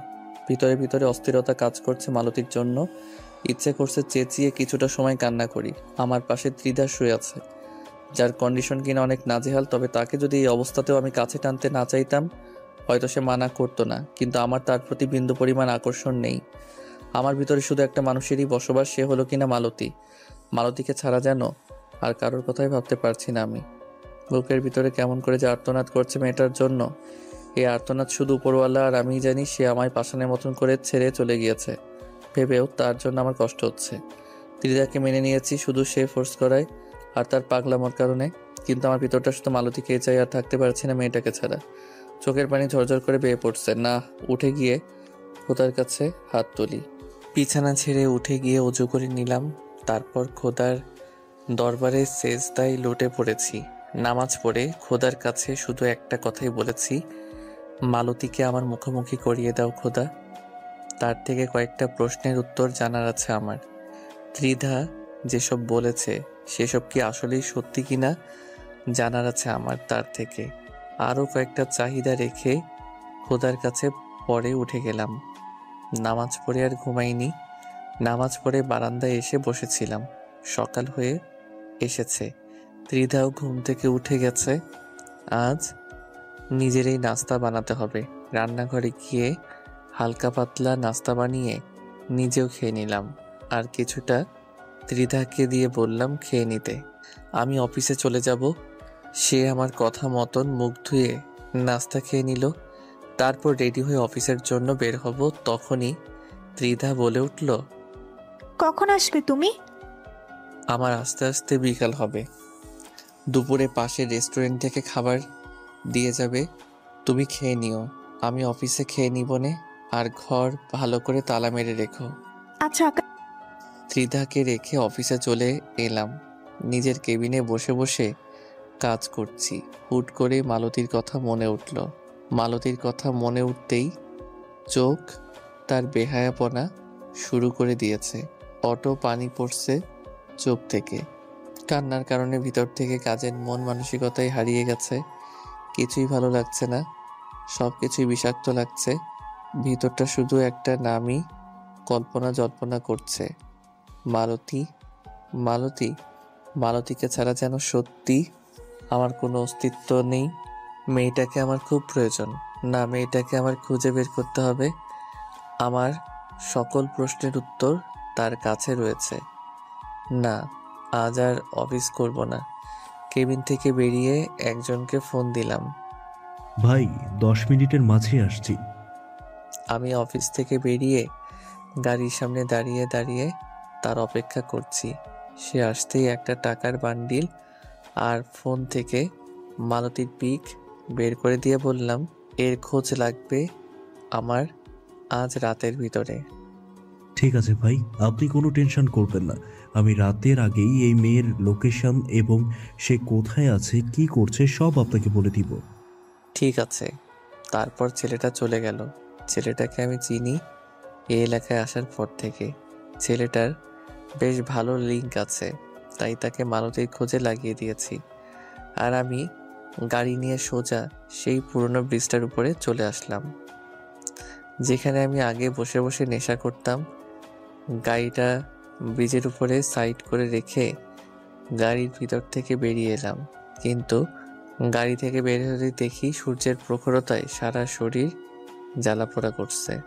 না, ব্রিজের উপরে থাকা যাবে না। আজ ব্রিজের নিচে গিয়ে নদীর কিনারায় বসবো। সেখানে কিছুটা ছায়া আছে। ব্রিজের পাশ দিয়ে ব্রিজের নিচে যাওয়ার রাস্তা আছে। সেখান দিয়ে গিয়ে নদীর কিনারায় বসে আছি। এক ধ্যানে তাকিয়ে আছি নদীর দিকে। কত সুন্দর পানির স্রোত বইছে। আর এদিকে আমার চোখ থেকে কান্নার স্রোত বইছে। মালতীর চিন্তায় যেন কিছুই ভালো লাগছে না। আনমনা হয়ে পাশ থেকে পাথর হাতে নিয়ে নদীর মাঝে নিক্ষেপ করতে লাগলাম। ঠিক তখনই হুট করে পানির ভিতর থেকে একটা ব্যাঙ লাফ দিয়ে উঠে এসে বলতে লাগলো, এই বেটা, তোর কি খেয়ে দে কোনো কাজ নাই? শালা, তুই নিজের গার্লফ্রেন্ডের চক্করে আমার গার্লফ্রেন্ডের মাথা ফাটায় দিছিস পাথর মেরে। ব্যাঙের কথা শুনে কান্নাটা হাসিতে পরিবর্তন হয়ে গেল। আর হুট করে ব্যাঙটা কোথায় যেন উধাও হয়ে গেল। চোখ পাকিয়ে ব্যাঙটাকে খুঁজতে লাগলাম, কিন্তু কোথাও নেই ব্যাঙটা। তৎক্ষণাৎ বুঝতে পারলাম আমি জাস্ট কল্পনা করছিলাম এসব, বাস্তবে এমন কিছুই হয়নি। আবারও মনটা খারাপ হয়ে গেল। দেখতে দেখতে বিকাল হয়ে এসেছে। সে 11টা থেকে এখন পর্যন্ত নদীর পাড়ে বসে আছি। ঠিক তখনই পকেটে থাকা ফোনটা বেজে ওঠে। পকেট থেকে ফোন বের করে দেখি সেই খবরই ফোন দিয়েছি। তাড়াতাড়ি ফোনটা রিসিভ করলাম। ভাই, মেয়েটার খবর পেয়ে গেছি। মেয়েটাকে নাকি শহরের একটা পতিতালয়ে দেখা গেছে। আমি সেখানে যাচ্ছি, আপনিও চলে আসুন। ছেলেটা এটা বলে ফোনটা রেখে দিল, কিন্তু ছেলেটার কথা শুনে আমার বুকের ভিতরে মোচড় দিয়ে উঠল। কারণ মালতীকে হয়তো আমি বাদে আবারও অন্য কোনো পুরুষ স্পর্শ করবে সেই পতিতালয়ে। সেসব ভেবে আমি কোনোভাবেই নিজেকে সামলে রাখতে পারছি না। মালতী, আজ তোর খবর আছে।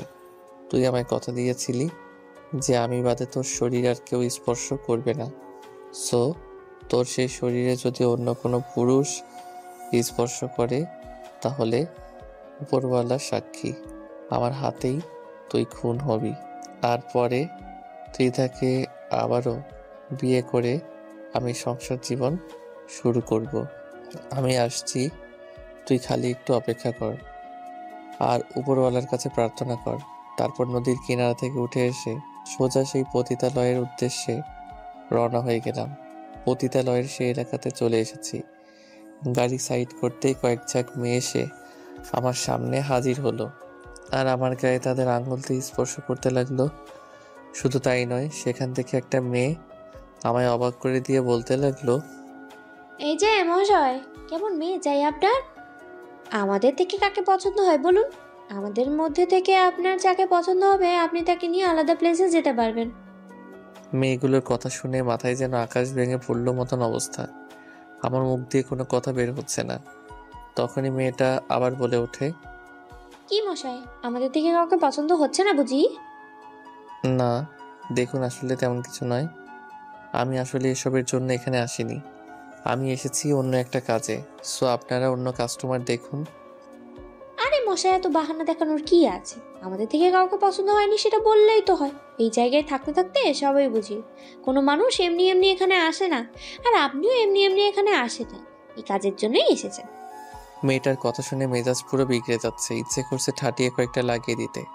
ঠিক তখনই সেই ছেলেটা চলে আসে যাকে আমি মালতীর খোঁজে লাগিয়েছি। এই, তোমরা অন্য কাস্টমার তলাশ করো। স্যার এসেছে অন্য একটা কাজে। স্যার, আপনি আমার সাথে চলুন। ছেলেটা আমাকে সেখান থেকে সাথে করে নিয়ে সামনের দিকে হাঁটা দিল। আচ্ছা, এখানে সব মেয়েরাই কি এমন? হ্যাঁ স্যার, সবাই এমন। এই এলাকাটাই পুরো একটা পতিতা পল্লী। এখানে ঘরে ঘরে পতিতা। সবাই এই কাজের জন্যই এখানে এসে ভাড়া থাকে। বাপরে বাপ, কি জঘন্য এলাকা। আচ্ছা, এই জায়গার মালিক যিনি বাসা ভাড়া দেন, তিনি এসব নিয়ে কিছু বলেন না? স্যার, এই জায়গার মালিকই তো এইসবের সাথে জড়িত। ছেলেটার কথা শুনে আর কিছু বলার মতন খুঁজে পেলাম না। আচ্ছা স্যার, এসে গেছি আসল জায়গায়। ওই যে সামনে বিল্ডিংটা দেখছেন, সেটাই এই জায়গা, আসল পতিতালয়। সেখানেই এই মেয়েটা আছে। আচ্ছা, ঠিক আছে, আমার সাথে চলো। ছেলেটাকে সাথে নিয়ে সেখানে চলে গেলাম। যেখানে যেতেই দেখি একটা মহিলা পায়ের উপরে পা তুলে পান চিবোচ্ছে। স্যার, ইনি এখানের হেড। আপনি ওনার সাথে কথা বলুন। আমি মহিলাটার দিকে গিয়ে গেলাম।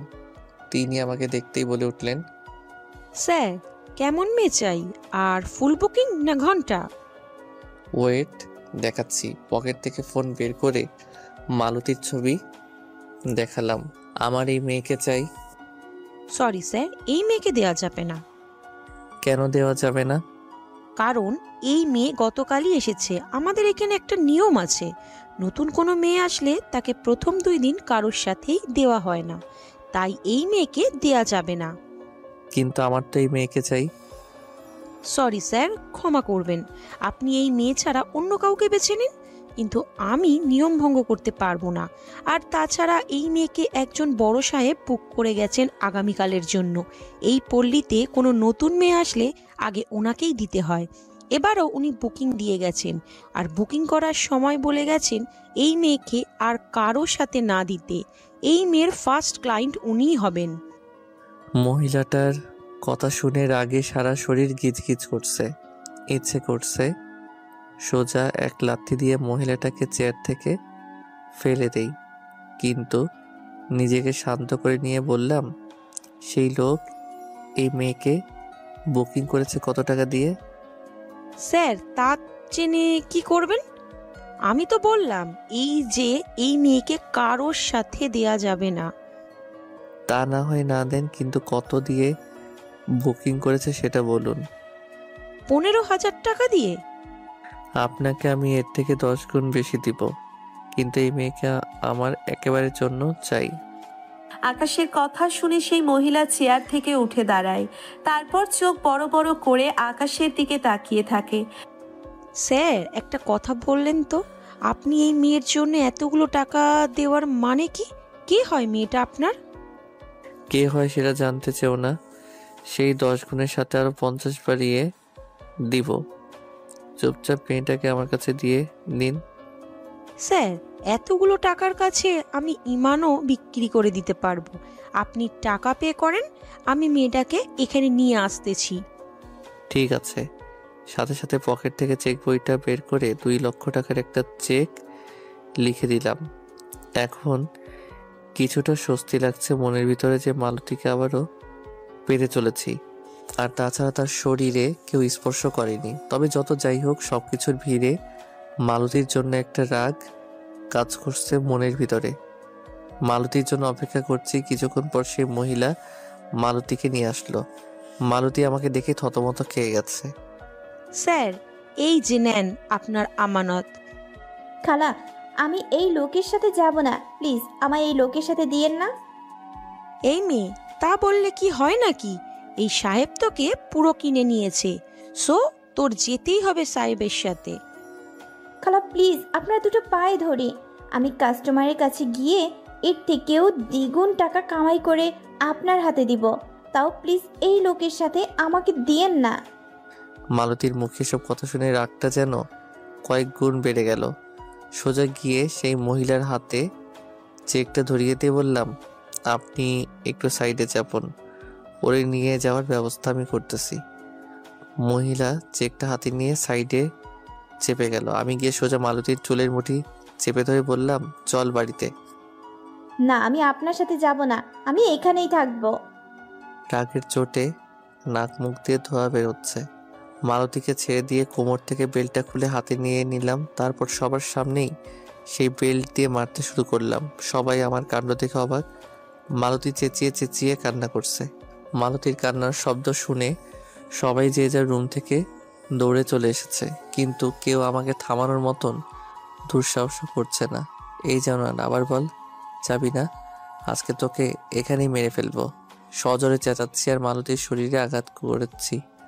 এক পর্যায়ে মালতী আর সহ্য করতে না পেরে আমার পা জড়িয়ে ধরে বলতে লাগলো, প্লিজ আমায় আর মারিয়েন না, আমি যাব আপনার সাথে। মালতীর মুখ থেকে যাওয়ার কথা শুনে মায়ের বন্ধ করে দিলাম। তারপর তাকে টান দিয়ে পা থেকে তুলে দাঁড় করালাম। বেল্টের মায়ের ফলে তার শরীরের অনেকখানি অঙ্গ কেটে গিয়েছে, সেখান থেকে ফোঁটা ফোঁটা রক্ত বেরোচ্ছে। এসব দেখে কলিজা মোচড় দিয়ে উঠল। এতটা কষ্ট হচ্ছে মেয়েটার জন্যে যা বলে বোঝানোর ক্ষমতা নেই আমার। মেয়েটাকে মারলামও আমি, আর পরে খারাপও লাগছে আমার। আর সহ্য করতে না পেরে সকলের সামনে মালতীকে জড়িয়ে ধরে কান্না করে দিলাম। সবাই হতবাক হয়ে আছে একের পর এক আমার এমন কাণ্ড দেখে। এই মালতী তোকে কিসের অভাবে রেখেছি আমি বলতো? তুই কি কারণে আমায় ছেড়ে চলে এসেছিস? মালতী কোনো কথাই বলছে না, সেও শব্দ করে কান্না করছে। তখনই সেই পতিতা পল্লীর খালা এসে আকাশকে বলে, স্যার, এবার আমার বুঝে আসলো আপনি এত টাকা দিয়ে কি জন্য মেয়েটাকে কিনেছেন। স্যার, একটা কথা বলি, যদি কিছু মনে না করেন। বলেন। আপনি মেয়েটাকে বিয়ে করে নেন, কারণ আপনার চোখে দেখেই বোঝা হয়ে গেছে আমার যে আপনি মেয়েটাকে কতটা ভালোবাসেন। আর আমি জানি আমি খারাপ ধান্দা করি, কিন্তু বিশ্বাস করেন আজকে আমার গর্ব হচ্ছে এ কারণে যে মেয়েটাকে আমি কোনো ক্লায়েন্টের কাছে না দিয়ে কতখানি মহৎ কাজ করেছি। সে আপনি বললেও করব, না বললেও করব। স্যার, একটু অপেক্ষা করেন, আমি সমস্ত কিছু করছি। আমি চাই এই পল্লীর মেয়েরা কোনো না কোনোভাবে সুখে থাকুক, হয় নিজের পেশাকে নিয়ে, নয় অন্য কোনো মাধ্যমে। এই মাহি নিজে গিয়ে কালামকে বলবি যে আমি বলেছি গাড়ি নিয়ে গিয়ে মুক্তার কাজীকে সাথে নিয়ে এখানে নিয়ে আসতে, আর আসার সময় 10 কেজি মিষ্টি সাথে করে নিয়ে আসতে। সে এখানে আসলে আমি টাকা দিয়ে দেবো। জি খালা, আমি গিয়ে বলছি। সেই মহিলার কথা শুনে থতমত খেয়ে গেলাম। সেই মহিলা বাজে কাজ করলেও তার ভিতরে মনুষ্যত্ব বলতে কিছু আছে, সেটা ভেবেই বেশ ভালো লাগলো। তবে এর আগে আমার কিছু কাজ আছে। আচ্ছা শুনেন, কাজে আসতে আসতে আমি মালতীর সাথে একটু পার্সোনালি কথা বলি। ঠিক আছে সাহেব, এই তোরা কেউ একজন স্যারকে ভিআইপি রুমে নিয়ে যা। একটা মেয়ে আমাদেরকে ভিআইপি রুম পর্যন্ত নিয়ে গেল। স্যার, এই রুমের ভিতরে বসে আপনারা আলাপ আলোচনা করুন। ঠিক আছে, মেয়েটা চলে গেল। আমি মালতীকে ধরে খাটে বসালাম, কারণ সে হাঁটা চলা করার অবস্থায় নেই। মালতী, তোমাকে কিছু প্রশ্ন করবো, তার সাফ সাফ উত্তর দিবে।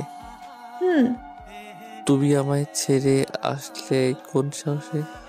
তোমায় না আমি বারণ করেছিলাম যে আমায় ছেড়ে আসার মতন দুঃসাহস যেন তুই কখনো না করো? তাও এত বড় আস্পর্ধা হলো কি করে তোমার? কি করব বলেন? মানুষটার কান্না যে আমি সহ্য করতে পারিনি। কোন মানুষের কান্না? ত্রিধা আপু, গতকাল তিনি আমার কাছে এসেছিলেন। যখন আমি ভাত রান্না করছিলাম, তখন তিনি এসে আমার কাছে আপনাকে চায়, তাই চলে এসেছি। আমাকে চাই বলে তুমি আমাকে ছেড়ে চলে এলে? তোমার মনে কি আমার জন্য কোনো জায়গা নাই? শুধু জায়গা কেন, আপনার জন্য আমি মরে যেতেও পারবো। কিন্তু সেই মানুষটা আমার পায়ে ধরে আপনাকে আমার কাছ থেকে ভিক্ষা চেয়েছে। আপনাকে না পেলে নাকি সে মরে যাবে। আর আমার সামনে সে হাতের রগের উপরে ছুরি ধরে বসেছিল। সে যত যাই করুক না কেন, তার জন্য কি তুমি তোমার জায়গা ছেড়ে দিবে? আমি তো ছাড়তে চাইনি, কিন্তু সে আমায় বাধ্য করেছে।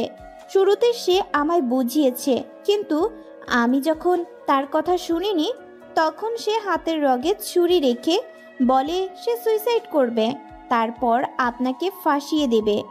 সে আপনাকে পাওয়ার জন্য নাকি যে কোনো কিছুই করতে পারে।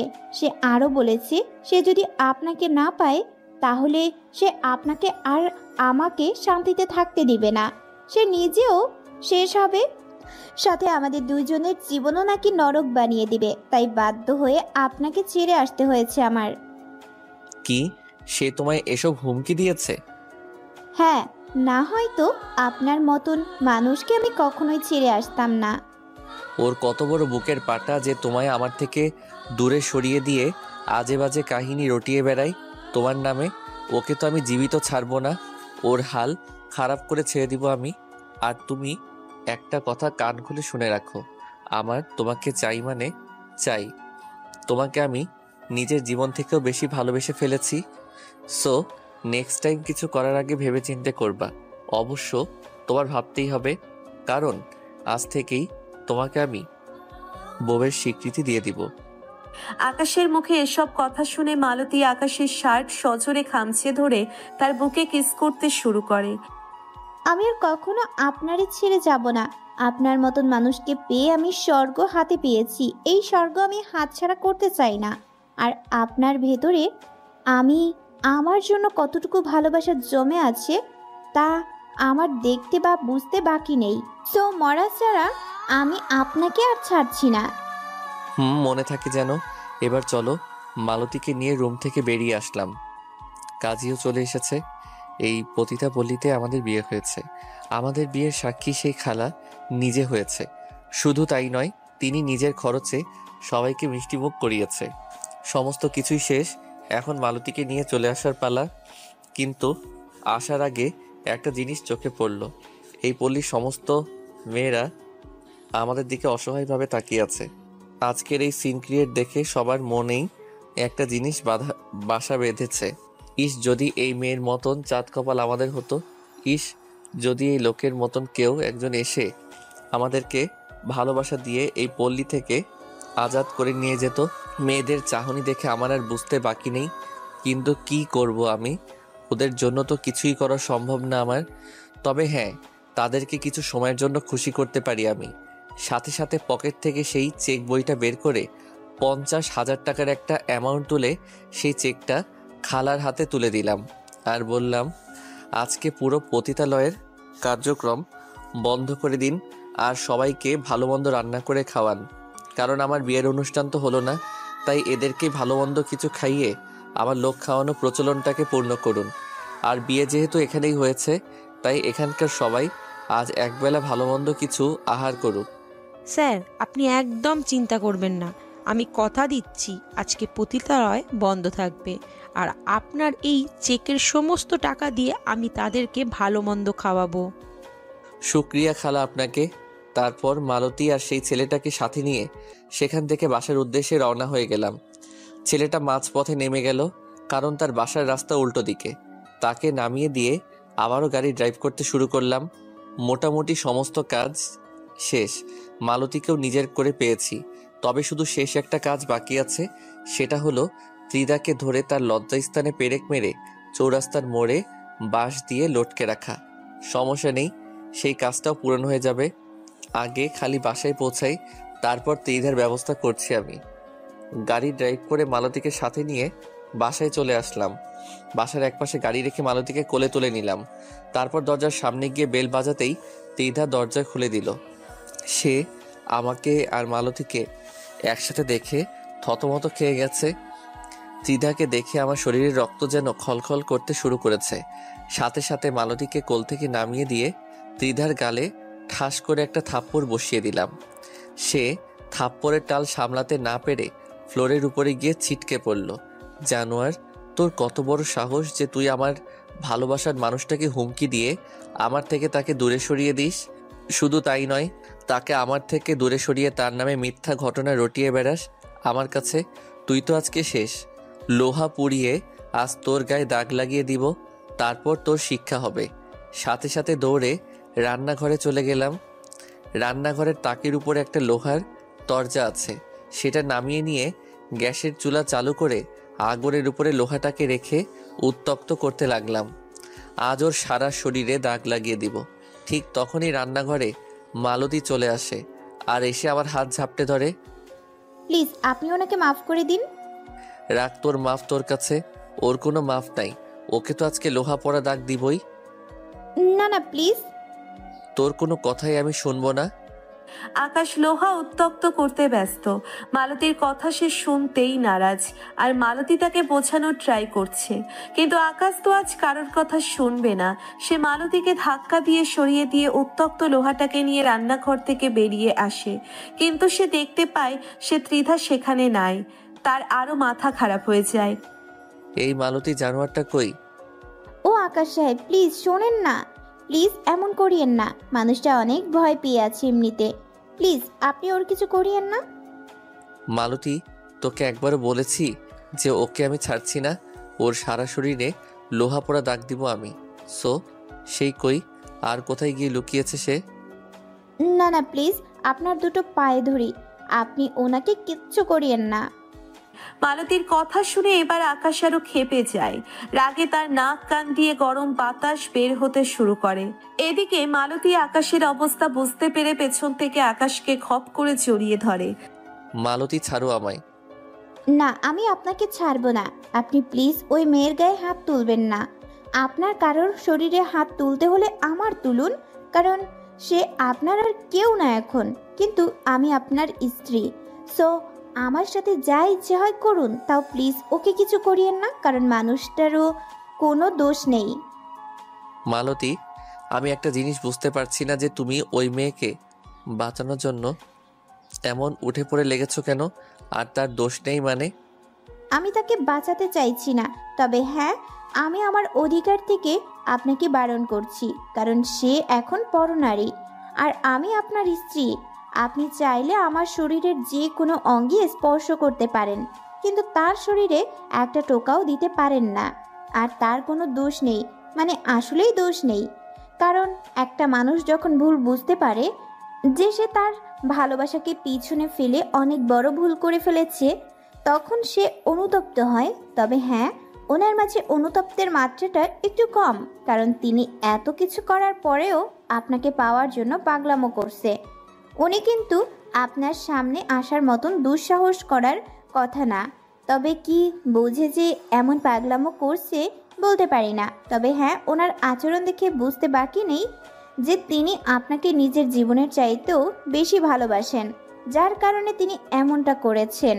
সকল মানুষই তার ভালোবাসাকে নিজের করে পাওয়ার জন্য আপ্রাণ চেষ্টা করেন, যেমনটা আপনিও করেছেন। আপনার মতন একজন মানুষ ভালোবাসার টানে ভালোবাসাকে নিজের করে নিতে সেই দুর্গন্ধময় এলাকাতে গিয়েছেন। সেখানের পরিবেশের কথা কি আর বলবো, সেখানের মানুষ এই নোংরা, তাদের মনটাই অপরিষ্কার, তাদের ভিতরটাই নোংরামি দিয়ে ভরা। তবুও তো আপনি ভালোবাসার জন্য সেই জায়গায় পা রেখেছেন। তাহলে বলুন, উনি কোথায় ভুল করেছে? মালতীর কথা শুনে রাগটা একদম দমে এলো। মেয়েটা সত্যিই আমার জন্য খোদার দেওয়া স্পেশালি একটা গিফট। আচ্ছা ঠিক আছে, যাও, ওর কিছুই করব না আমি। এই যে নাও, লোহাটা ফেলে দিলাম, কিন্তু এটা তো বলো যে সে কই? ওনাকে আমাদের রুমে লুকিয়ে রেখেছি আমি। মালতীর আচরণ দেখে ভিতরে ভিতরে বিশাল গর্ব হচ্ছে। হয়তো এই মেয়েটা আমার চোখ থেকে পর্দা না সরিয়ে দিলে তার শরীরে আঘাত করে বসতাম আমি। যাক, খোদা আমায় এই মেয়ের ওসিলায় এসব করা থেকে বাঁচিয়েছে। আর তাছাড়া এসব করলে আমি আমার নিজের কাছেই লজ্জিত হয়ে যেতাম, কারণ একটা সময় আমি নিজেই বলতাম যে এই মেয়েকে অনুশোচনায় ভোগাবো, কিন্তু তার শরীরে হাত দিব না আমি। সো সেই কথাটাই অটুট থাকতে পারতাম না আমি। মালতীকে পিছন থেকে টান দিয়ে সামনে নিয়ে আসলাম, তারপর তার কপালে আমার ঠোঁট চেপে ধরে লম্বা একটা চুমু বসিয়ে দিলাম। আচ্ছা হয়েছে, এবার ছাড়ুন আর এইখানটায় চুপ করে বসুন। আমি আপনার জন্য শরবত নিয়ে আসছি। আচ্ছা। মালতী শরবত করে আনতে চলে গেল। কিছুক্ষণ পর সে শরবত করে নিয়ে আসে। নিন, আপনি বসে বসে শরবতটা খান, আমি 1 মিনিট একটু ওপর থেকে আসছি। আচ্ছা। মালতী আমায় শরবত দিয়ে চলে গেল। কিছু সময় পর সে উপর থেকে ত্রিধাকে সাথে করে নিয়ে আসলো। আমার শরবত খাওয়া শেষ। ত্রিধা উপর থেকে নেমে সে আমার পা ধরে ফেললো। প্লিজ আমায় ক্ষমা করে দাও, আমি অনেক বড় ভুল করে ফেলেছি। আমি এখন সেই ভুলের জন্য অনুতপ্ত। আমি আর কখনো তোমাদের দুজনের মাঝে আসবো না। আমার দোষে আমি তোমাকে হারিয়েছি, কিন্তু তোমার সততায় তুমি একজন ভালো মানুষকে জীবনসঙ্গী করে পেয়ে গেছো। তোমার এই জীবনসঙ্গী আর তোমার জন্য আমার প্রাণ ঢালা দোয়া থাকবে। খোদার কাছে সবসময় তোমাদের জন্য সুখের দোয়া করব আমি। ত্রিধা, আমার পা ছেড়ে দাও প্লিজ। আমি কিছুই মনে করিনি এসবে। হ্যাঁ, হয়তো অনেক রেগেছিলাম তোমার উপরে, কিন্তু মালতী আমার সমস্ত রাগ ঠান্ডা করে দিয়েছে। আমার সমস্ত ক্রোধ সে নিভিয়ে দিয়ে আগের মতন শান্তশিষ্ট বানিয়ে দিয়েছে। আমার মাঝে আর কোনো ধরনের আক্ষেপ নেই তোমাকে নিয়ে। ত্রিধা আকাশের কথা মতন তার পা ছেড়ে দিয়ে উঠে দাঁড়ায়। আচ্ছা, এবার চললাম আমি। তোমরা দুজন সুখে শান্তিতে সংসার করো, সেই কামনাই করবো সবসময় খোদার কাছে। এই ত্রিধা, কোথায় যাবে তুমি? কোথায় যাবো তা জানি না, কারণ যাওয়ার মতো তো কোনো জায়গা নেই আমার। বাবাও আমাকে মেনে নিবে না। তোমারও একটা মনের মানুষ জুটেছে, তাই হয়তো পথে ঘাটে ঘুরে বেড়াতে হবে আমাকে। যদি পথে ঘাটেও থাকার মতো জায়গা না জুটে কপালে, তাহলে নিজেকে নষ্ট বানিয়ে দিব। আধার দুনিয়ায় পাড়ি জমাবো গিয়ে। ত্রিধা, একদম ঠাটিয়ে থাপ্পড় মেরে দিব তোমাকে। কী সব উল্টাপাল্টা কথা বলছো তুমি? হ্যাঁ, আমি কি মরে গেছি? হ্যাঁ, হয়তো বা অন্য কারোর হয়ে গেছি, কিন্তু তোমায় তো এমন ঝুঁকির মুখে পড়তে দিব না আমি। শোনো, আমার অফিসে একটা পোস্টে জব দিয়ে দিব তোমাকে আমি। সেটা দিয়েই সামনে এগিয়ে যেতে শুরু করো। ত্রিধা আকাশের কথা শুনে শব্দ করে কান্না করে দেয়। তার ভিতরটা আকাশের এমন আচরণ দেখে ক্ষতবিক্ষত হয়ে যাচ্ছে। যেই মানুষটাকে সে মরার মুখে ফেলে রেখে চলে গিয়েছিল, সেই মানুষটাই আজকে তার আশ্রয়দাতা। আকাশ প্লিজ, এসব করতে চেও না তুমি। আমার মতো মেয়ে তোমার কৃপা গ্রহণ করারও যোগ্যতা রাখে না। ত্রিধা, আর একটা বাজে কথাও যেন তোমার মুখ থেকে না শুনি আমি। আর আমি কোনো কৃপা করছি না তোমার উপরে। আমি যা করছি সবটাই মানবতা থেকে করছি। সো যেটা বলেছি সেটাই করবে তুমি। আর হ্যাঁ, মালতীকে বিয়ে করে নিয়েছি আমি। মালতী আমায় বলেছে। তুমি আজ রাত এখানে থাকো, পরে তোমার থাকা খাওয়ার সমস্ত বিষয় আগামীকাল নিশ্চিত করে দিব আমি। আচ্ছা, সেসব আগামীকাল দেখা যাবে। আগে আজ তোমরা বাসর রাতটা এনজয় করো। আমি নিজের হাতে তোমাদের জন্য বাসর ঘর সাজাবো আজকে। তোমরা কথা বলো, আমি সব কিছু ঠিকঠাক করছি। আচ্ছা। তারপর ত্রিধা চলে গেল। আমি আর মালতী বসে বসে কথা বলছি। দেখতে দেখতে রাত হয়ে এলো। ত্রিধা বাসর ঘর সাজিয়ে ফেলেছে আমাদের জন্য। রাত 10টা বাজতেই ত্রিধা মালতীকে বাসর ঘরে ঢুকিয়ে দিল। তার কিছুক্ষণই এই ত্রিধা আমাকেও ঢুকিয়ে দিয়েছে বাসর ঘরে। আজ মেয়েটাকে একদম আপন করে নিব, ভালোবাসা দিয়ে রাঙিয়ে দিব আজ তাকে। আজ সে আমার জন্য হালাল। বাসর ঘরে ঢুকতেই সে আমার পায়ে ধরে সালাম করলো, কিন্তু আমি তাকে পা ছুতে দেইনি। প্রতিটা বরের মতন সেই ডায়লগটা মেরে তাকে বুকে তুলে নিয়েছি। সে চুপচাপ আমার বুকে পড়ে আছে, কিন্তু আজ তো তাকে চুপচাপ থাকতে দিব না। তার নীরবতা আজ ভেঙে দিব। সাথে সাথে মালতীকে কোলে তুলে নিলাম, পরে বিছানায় গিয়ে তাকে নামিয়ে দিয়েছি। এই যে বর, আজ এত রোমান্টিক কেন? ও মা, বউকে কাছে পেলে কে না রোমান্টিক হয়। আকাশের কথা শুনে মালতী লজ্জায় লাল হয়ে আছে, কিন্তু আকাশ তো আকাশই। তার একটাই কথা, আছে বউকে কোনোভাবেই ছাড়ছে না। যেমন ভাবা তেমন কাজ। সে মালতীর শরীরে স্পর্শ করতে শুরু করে। মালতীও চুপ নেই, সেও আকাশের আচরণে সাড়া দিচ্ছে। কিন্তু হঠাৎ করেই রোমান্টিক মুহূর্তের এক পর্যায়ে আকাশ মালতীকে ছেড়ে দিয়ে উঠে দাঁড়িয়ে যায়। মালতীর আকাশের এমন কাণ্ড দেখে খিটখিট করে হাসতে শুরু করে। মালতী, এটা কি ছিল? হ্যাঁ, যেটা ফিল করেছেন সেটাই সত্যি। আমি ভার্জিন। মানে কি? তুমি না আগে প্রস্টিটিউট পেশায় ছিলা? না, ওসব কিছু ভুয়া ছিল। মানে কি এসবের? মানেটা অনেক বড়। বড় হলেও আমি শুনতে চাই। আসলে আমি কোনো প্রস্টিটিউট না। আমার বাবা জোর করে টাকার লোভে একটা গুন্ডা মাস্তানের সাথে আমার বিয়ে দিতে চায়, যার কারণে আমি ঘর ছেড়ে পালিয়ে আসি। কারণ আমি তাকে বিয়ে করব না। তারপর ঘর থেকে পালিয়ে এই শহরে চলে আসি। এই শহরে এসে মাথা গোজার মতন জায়গা খুঁজতে থাকি, কিন্তু কেউ জায়গা দিতে রাজি নয়। পড়ালেখা যখন করেছি, তাই কয়েকটা অফিসে জবের জন্য ইন্টারভিউ দেই, কিন্তু সবারই একটাই চাহিদা, শরীর। শুরুতে তাদের ইগনোর করি, কিন্তু পরে দেখি আশেপাশের মানুষেরও চাহিদা আমার শরীর। কয়েকটা অফিস রিজেক্ট করেছি এসবের জন্য, কিন্তু একটা সময় আমার সমস্ত রাস্তা বন্ধ হয়ে গিয়েছে। থাকা খাওয়া নিয়ে মুসিবতে পড়ে গিয়েছি আমি। এমন এক কায়দায় পড়েছি যে না পারছি এসব মেনে নিতে, না পারছি বাসায় যেতে, তাই বাধ্য হয়ে এসবে নেমেছি আমি। তবে হ্যাঁ, একেবারে এই পেশায় না, আসলেও চলতো। শুধু অফিসের বসের চাহিদা মিটালেই সে আমায় জব দিয়ে দিত। কিন্তু আমি ভেবেছি শরীরের যখন কলঙ্কের দাগই লাগবে, তাহলে এত কম টাকা উপার্জন করব কেন? একেবারেই এসব পথে নেমে যাই। তাই আর কিছু না ভেবেই এসব পথে নেমে যাই। আর ফার্স্ট যেদিন আমি কাস্টমারের তালাশ করি, সেই দিনেই আপনার সাথে আমার দেখা হয়। আর দেখা হওয়ার পর এমন ভাব করি যে আমি বহু আগে থেকেই এসব পুরনো। না হয়তো আমায় ব্যবহার করে চলে যাবেন, কিন্তু টাকা দিবেন না। তাই অমন অভিনয় করেছি আমি। মালতীর কথা শুনে চোখ জোড়া স্থির হয়ে গিয়েছে আমার, আর পলক পড়ছে না চোখের। চোখ বড় বড় করে তাকিয়ে আছি মালতীর দিকে। এই যে কি হলো, এভাবে তাকিয়ে আছেন কেন? মালতী কথায় হুঁশ ফিরে আসে আমার। সবই ঠিক আছে, সবই বুঝলাম, কিন্তু একটা কথা মাথায় ঢুকছে না, যে তুমি আমায় ছেড়ে পতিতালয়ে কেন গেলে? এছাড়া আর কি করব বলেন? আমার নিয়তি যে বারবার আমাকে সেই দিকটাই ঠেলে দিয়েছিল। জব পেতে হলে শরীর দিতে হবে। সমাজে একা চললে মানুষ লোভনীয় দৃষ্টিতে শরীরের দিকে তাকিয়ে থাকবে, আর আমি কিছু বলতে পারবো না। তাই না পারতে এই পথে নেমেছিলাম। কিন্তু আপনি আমায় এসব থেকে বাঁচিয়ে নিয়েছিলেন। তবে শেষমেশও সেটা হারাতে ধরেছিলাম আমি। ত্রিধা আপুর হুমকি আর কান্নায় আপনাকে ছেড়ে চলে যেতে হয়েছে আমাকে। তখন আর কিছুই তো ছিল না আমার। মাথার উপর ছাদ ছিলেন আপনি, কিন্তু ত্রিধা আপুর জন্য সেই ছাদের নিচ থেকে বের হয়ে যেতে হয়েছে আমার। তখন আর কিছুই করার ছিল না।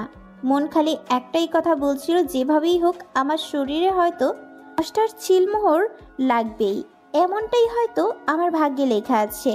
তাই আর কোনো কিছু না ভেবে পতিতালয়ে চলে যাই। কিন্তু সেখানে নাকি 2 দিনের আগের কাস্টমারদের কাছে দেয় না। আর 2 দিন না হতেই আপনি আমাকে নিতে চলে যান, পরে আবারও বাঁচিয়ে নিয়েছেন আমাকে। মালতীর কথা শুনে কলিজায় ধূপধাপানি শুরু হয়ে গিয়েছে আমার। এতদিন যেই মেয়েটাকে প্রস্টিটিউট মনে করতাম, আজ সে তার আসল রূপ দেখিয়েছে। তার শরীরে